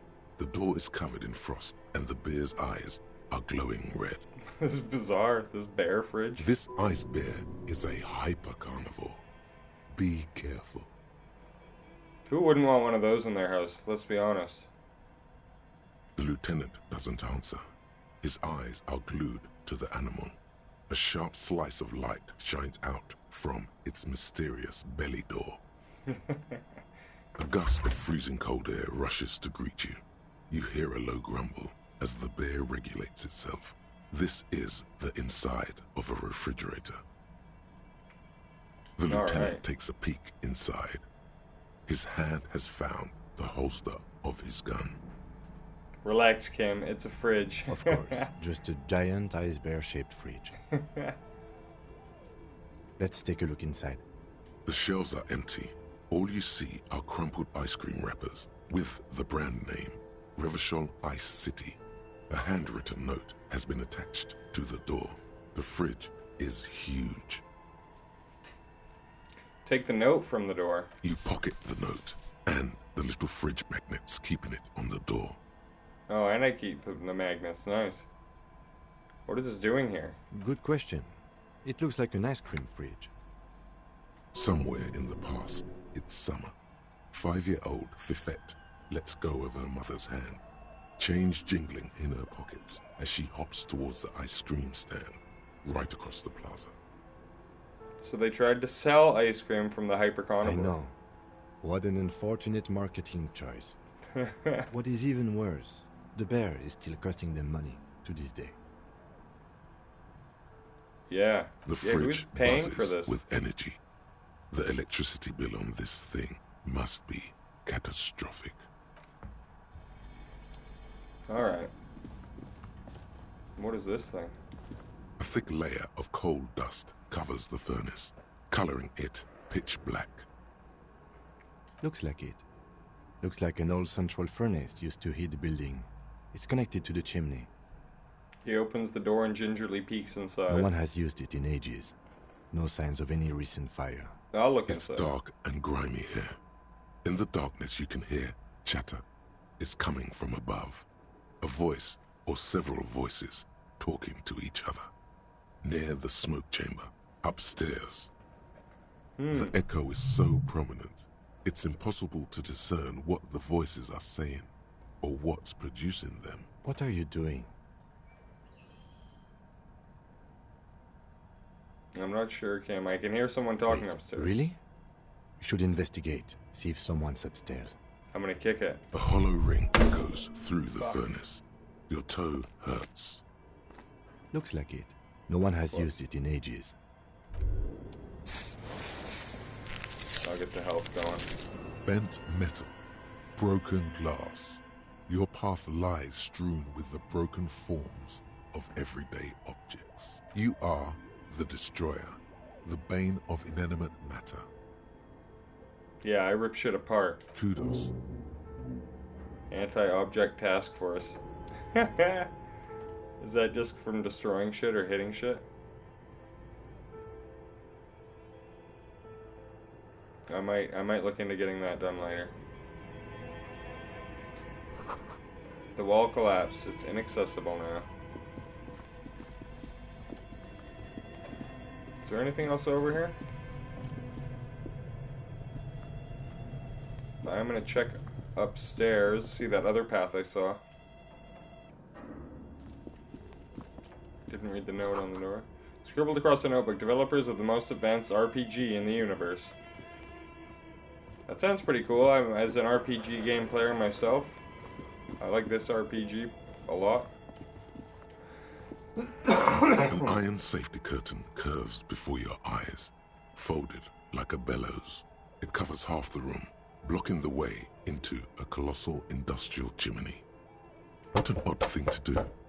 Nothing happens. Knock on it harder. Still nothing. No one's home. Even harder. Those curtains prove to be surprisingly sturdy. Your fist hurts now. There must be another way to wake up whoever is in there. Maybe we should ask the lady in the bookstore what's going on here. Just breaking shit. The lady in the bookstore might have some answers. What is that? A postcard, of course. Still don't know what the postcards do. I'm hoping eventually it'll sort of just make itself known.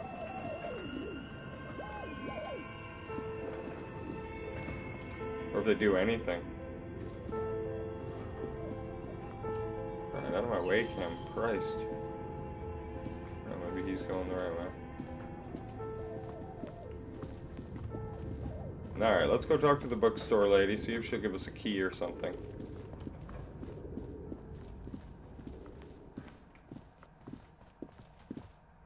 Still sort of reveling in my victory with the weights back there.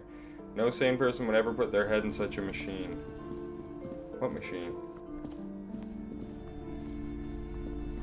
You broke down the back door, the wards, the door. It's all gone now. Dark psychic energy leeching onto my shop. Sometimes it's necessary to resort to extreme measures. I suppose it's all over now. I guess there's no escape. What are you talking about? Just a door? This place is cursed, Detective. They don't call it the doomed commercial area for nothing. Just look at the sheer amount of companies that have failed in this house. I hope you're happy now. Happy that you've ruined everything. Now that you've broken the door, the curse is coming to get me as well. Jesus. This lady's sort of, like, not well mentally. Most Almighty, she prays. Guard me and my honest business venture from the curse that lurks behind the door. Blessed be your name. It's not real, though. Of course you didn't. You're nothing but a policeman. She shrugs, visibly dejected. All right. You know what? I'm willing to let you investigate the doomed commercial area. We are set on the path. There's little else to do. I've been doing it. Her facade has dropped. Now you see the curiosity behind the fear. But before we go on, tell me, did you encounter the malignant entity? No. Yes, the malignant entity that lives inside the chimney. It takes the shape of a woman, a witch probably. I've suspected that she knows more about the curse than she lets on ever since I first saw her. I heard voices yes, from the chimney. I've heard that. It's enormous. She has barricaded herself behind some metal security curtains upstairs. God knows what she's doing there. Some unnatural magic, I assume. You should go find the entity and ask what happened to all the companies in the building. And do return to me after you've talked to it. I'm quite anxious to know what she has to say about the curse. If you're really interested in cracking this mystery, then we should go back to the furnace. Maybe you could yell into it or something. Make some noise. You'll think of something. You always do. Despite its cool, the lieutenant's interested in solving this mystery. Now the detective's in on it. I love it. Alright. I feel like I have... What does this drug do again? Maybe this will help.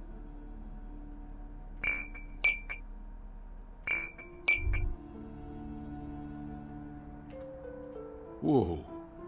In your hand, Pyrrolidon, the double rainbow of synthetic hallucinogens, rare and gritty, a product of the age of atomic power. What a funny little cat. Don't let the scary medical warnings throw you off. It's an inadequate antidote to radiation poisoning, but a potent antidote to boredom. I thought I did this last run through. I've had this drug this whole time. The container is warm to the touch. Or is that just the anticipation? You screw the lid open and look. A little slit on the side lets you just slurp it up. Like an oyster. Come on, slurp it. Slurp it aggressively. You suck a manly dose of the extremely chemical-smelling liquid into your mouth. There, it seeps into your tongue. When you swallow, it's already almost all gone. Tastes like a kiss. It tastes like many things, all melting into one conflagration in the back of your throat. As you look around, the world slowly exists, as it did before. Only now, gentle flames lick at its edges, as though it were a photo burning. Oh, God. Not really. It's just a metaphor. The effect of that otherworldly drop of liquid is slower, more subtle than that of real flames. That wasn't a quest to do the drug? This warmth, it makes you want to share your discovery with Kim. No, I'm fine. I'll tell him. I'm happy for you. His glasses turn golden as the fire reflects off the lenses. You feel this man is your brother. That's so sweet. Just don't mix it with anything, he thinks, looking you over. Thankfully, his sense of balance seems okay. Wow, Kim's badass. Or he's had a druggy partner. Whoa, that's probably it. He's seen it before. Look at all these guys go off like fireworks as information pours into you. Already you can tell you're going to be slurping a lot more Pyrrolidon. This stuff is going to give you insight into that little flickering light hidden in all human beings. In the bottom right corner of the screen, there's... Awesome. I love it. It'll give you the tutorial every time you discover a new drug. I can figure it out. Interfacing. I think my interfacing, it should be a 6 like the rest of these, so... Or maybe... You know, I love having great perception. So, put that up to a 7. I feel like I got like 5 or 6 levels in this run through. I feel like it's way more than the second part of this Let's Play. I don't know for sure, but... With just a couple like 70-point quests right off the bat.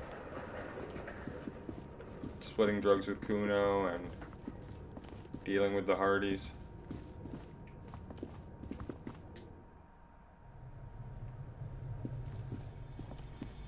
I am worried part 4 of this Let's Play, I'm going to have to find stuff to do.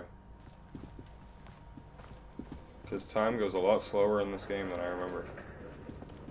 A thick layer of coal dust covers the furnace, coloring it pitch black. Beautiful. Something breaks loose in you. A mighty bellow echoes throughout the chimney's depths. The chatter of tiny voices above suddenly cease. Then... Hello? Oh, woman yells back. You've awakened the entity. This is the police. Hello? Did you say anything? I can't hear you. Please come upstairs. There's a safety curtain on the second floor. I'll open it. You hear a low rumble upstairs. This is beautiful. The sound of a curtain being pulled aside. After you, officer.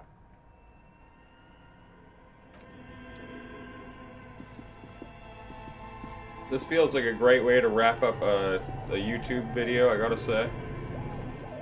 A Twitch stream as well.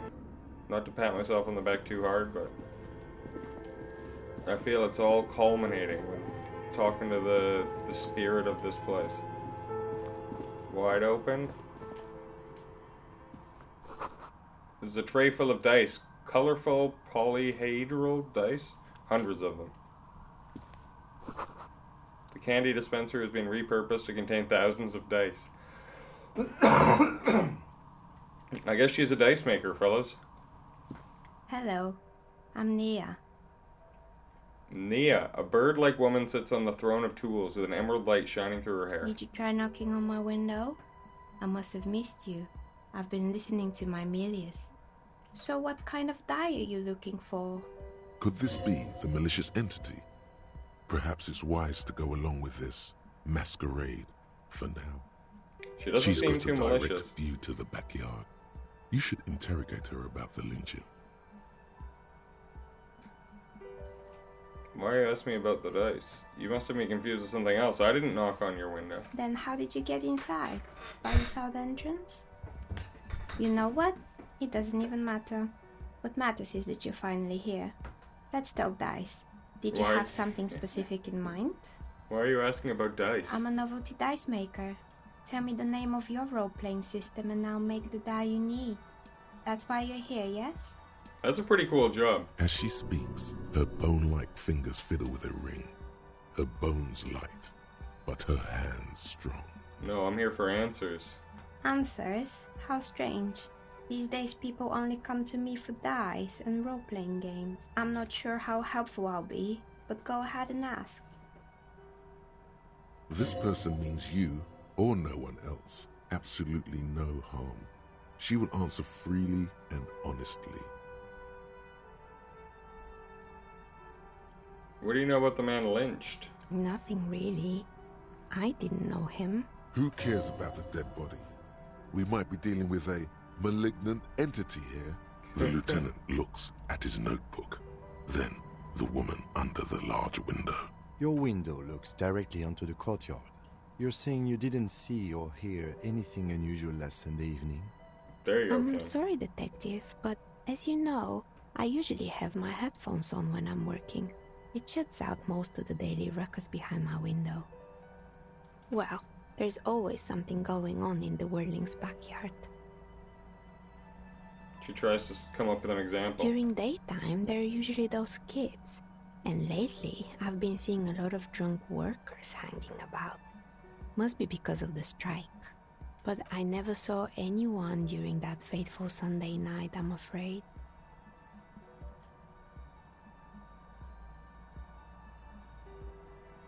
She nods. Anything else, officer? I'd like a dice. Of course. Tell me what you have in mind. Do you do the whirl untethered setting? Ah, yes. Fortress accident. It's too bad they never finished their game. The Whirl Untethered die is a variation of a standard role-playing die. Only, instead of plants, it uses motives of ice and death. And loss, of course. I'm thinking something made from alligator jawbone, cast in black resin. The reptile bone is as white as ice, and dead as, well, death. For 7 real, I could have it ready in 8 hours. Do I want this die? Does it do anything? Maybe I'm gonna say you no. have some other ideas for that? No need to I need more rush. time to think about you and Take a your look dice. around, see if anything inspires you. We're inside the I'm chimney looking of around an her room. old central furnace. It's strange, I know. But when I arrived here, all the other rooms were taken, so I had to build myself a makeshift home. Besides, I don't really have to pay any rent here, so that's a plus. Plaisance was right. There's an entity living in the chimney. You should ask her about the curse. Alright, is this place cursed? I love I've just been flashing a flashlight in her face. Creative. Lieutenant looks around the spacious room. Its ceilings faded into When the she shadows arrived above. here, There was no room anywhere else. She must have known the other businesses. I've heard this place is cursed. I've heard the stories, but I don't think those stories are true. How do you explain what happened to the companies? It's just capitalism. We only hear about tales of success, so it's often surprising to realize how many ventures actually fail. That's interesting and probably dead on. Plaisance is the one who sent me. She's convinced that the place is swarming with malicious energies. Plaisance, the bookshop lady? I've heard that her business is doing rather well. Have the energies spared her somehow? Actually, the bookstore isn't doing well. There are hardly any customers. She has to exploit her own daughter to keep the company going. Oh, right. But it's not just the bookstore that's still up and running. What about the whirling in rags? Some people say it's part of the building complex.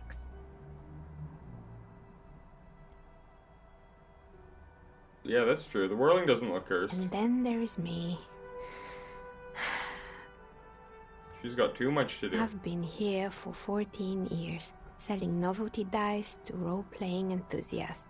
Not exactly a million-real business idea, yet somehow I've survived despite the talk of malicious energies. Strange, isn't it? She's just writing off this is bullshit, basically. Also, I just noticed there's a drip on my character's portrait. Does that mean hangover? It's because she's in cahoots with the demons. It's because the curse doesn't affect people like you. I'm gonna say there's lots of inconsistencies. I'm agreeing with her. I was just about to ask, what do you think? Do you think the curse is real? The jig is up. The she-demon knows you've uncovered her true identity. Time has come to face the source. Fear not, for the forces of the universe are supporting you in this psychic quest. I'm starting to see that there is no curse, only business decisions and natural market fluctuations. Exactly. Truth is always so disappointingly mundane and boring. But I'm glad we got this sorted out. Anything else I can help you with today? Plaisance is not going to like what you have to tell her. Why hasn't her business failed? You feel nothing. If anything, it's uncomfortably warm in here. She has begun to idly clean one. Alright. Well, let's go quickly talk to Plaisance. Tell her this place isn't cursed. I thought I'd put a pin in it talking to her, but didn't provide me with a moment that I felt like it comes to its own natural end, you know? Alright, Plaisance. Let's talk curse. What have you found? And also, do buy the books. There may be teachings in them. I love this. I talked to the entity you told me about. Her name is Neha, and she's a novelty dice maker. A novelty dice maker? Well, spit it out. Why does she need the dice? For some kind of sorcery? Sometimes they use the ankle bones of sheep. She's not a sorceress or some malicious entity. She's a businesswoman. I don't understand. If it's not her, then where is the source of the doom? She's squeezing on the pendant too tight. A drop of blood in her palm. Just don't say you don't have any answer yet. The uncertainty is killing her. I could just lie to her. The source is in the taxidermist shop. He became involved in dark arts. She said it's just capitalism. Bankruptcy is a quirk of our economic system. That's true. Wait, what? The entire economic system is cursed? Yes, the system must be cleansed of immigration labor. It's true, we live in a precarious world. Nothing ever turns out right. You need to get used to chaos. What I mean was I found the source of the doom. Forget about the economy thing. Now you gotta get used to the chaos. Precarious world? Economy? Live within the periphery. She looks down at her pendant, her hands trembling. I understand what's going on here. You went in there, rummaged around, and accomplished nothing. And now you're telling me these intellectual things to cover up for it. Ah. It's okay. You don't have to. I was wrong to trust another person. I will manage this psychic calamity as I always have. Alone. On my own. This is crazy. She needs the curse. As she has to, every day. Thank you for nothing. Please, do buy some books, or be on your way. Wow, it's like she needs the curse to, justify her Total failing psychic business. collapse between you two right now. Total psychic collapse, I agree. I am sorry we had to disappoint you, ma'am. Sorry we had to disappoint you, but hey, that was the pin I was looking for to put in this one. 70 EXP there right at the end. If you were watching today, especially to my one big commenter, thank you for watching there. I'm going to have this uploaded on YouTube by Monday. If you like what you hear, follow my YouTube page, subscribe to it, subscribe on twitch.tv/funnyjordand. Listen to the Game of Your Life podcast. And thank you very much. We'll be back at you a week from now, Thursday noon. Put another 3 to 4 hours into this thing, and let's get to day 3, see what's on the other side of that bridge. Until then, thanks for watching. We'll see you then.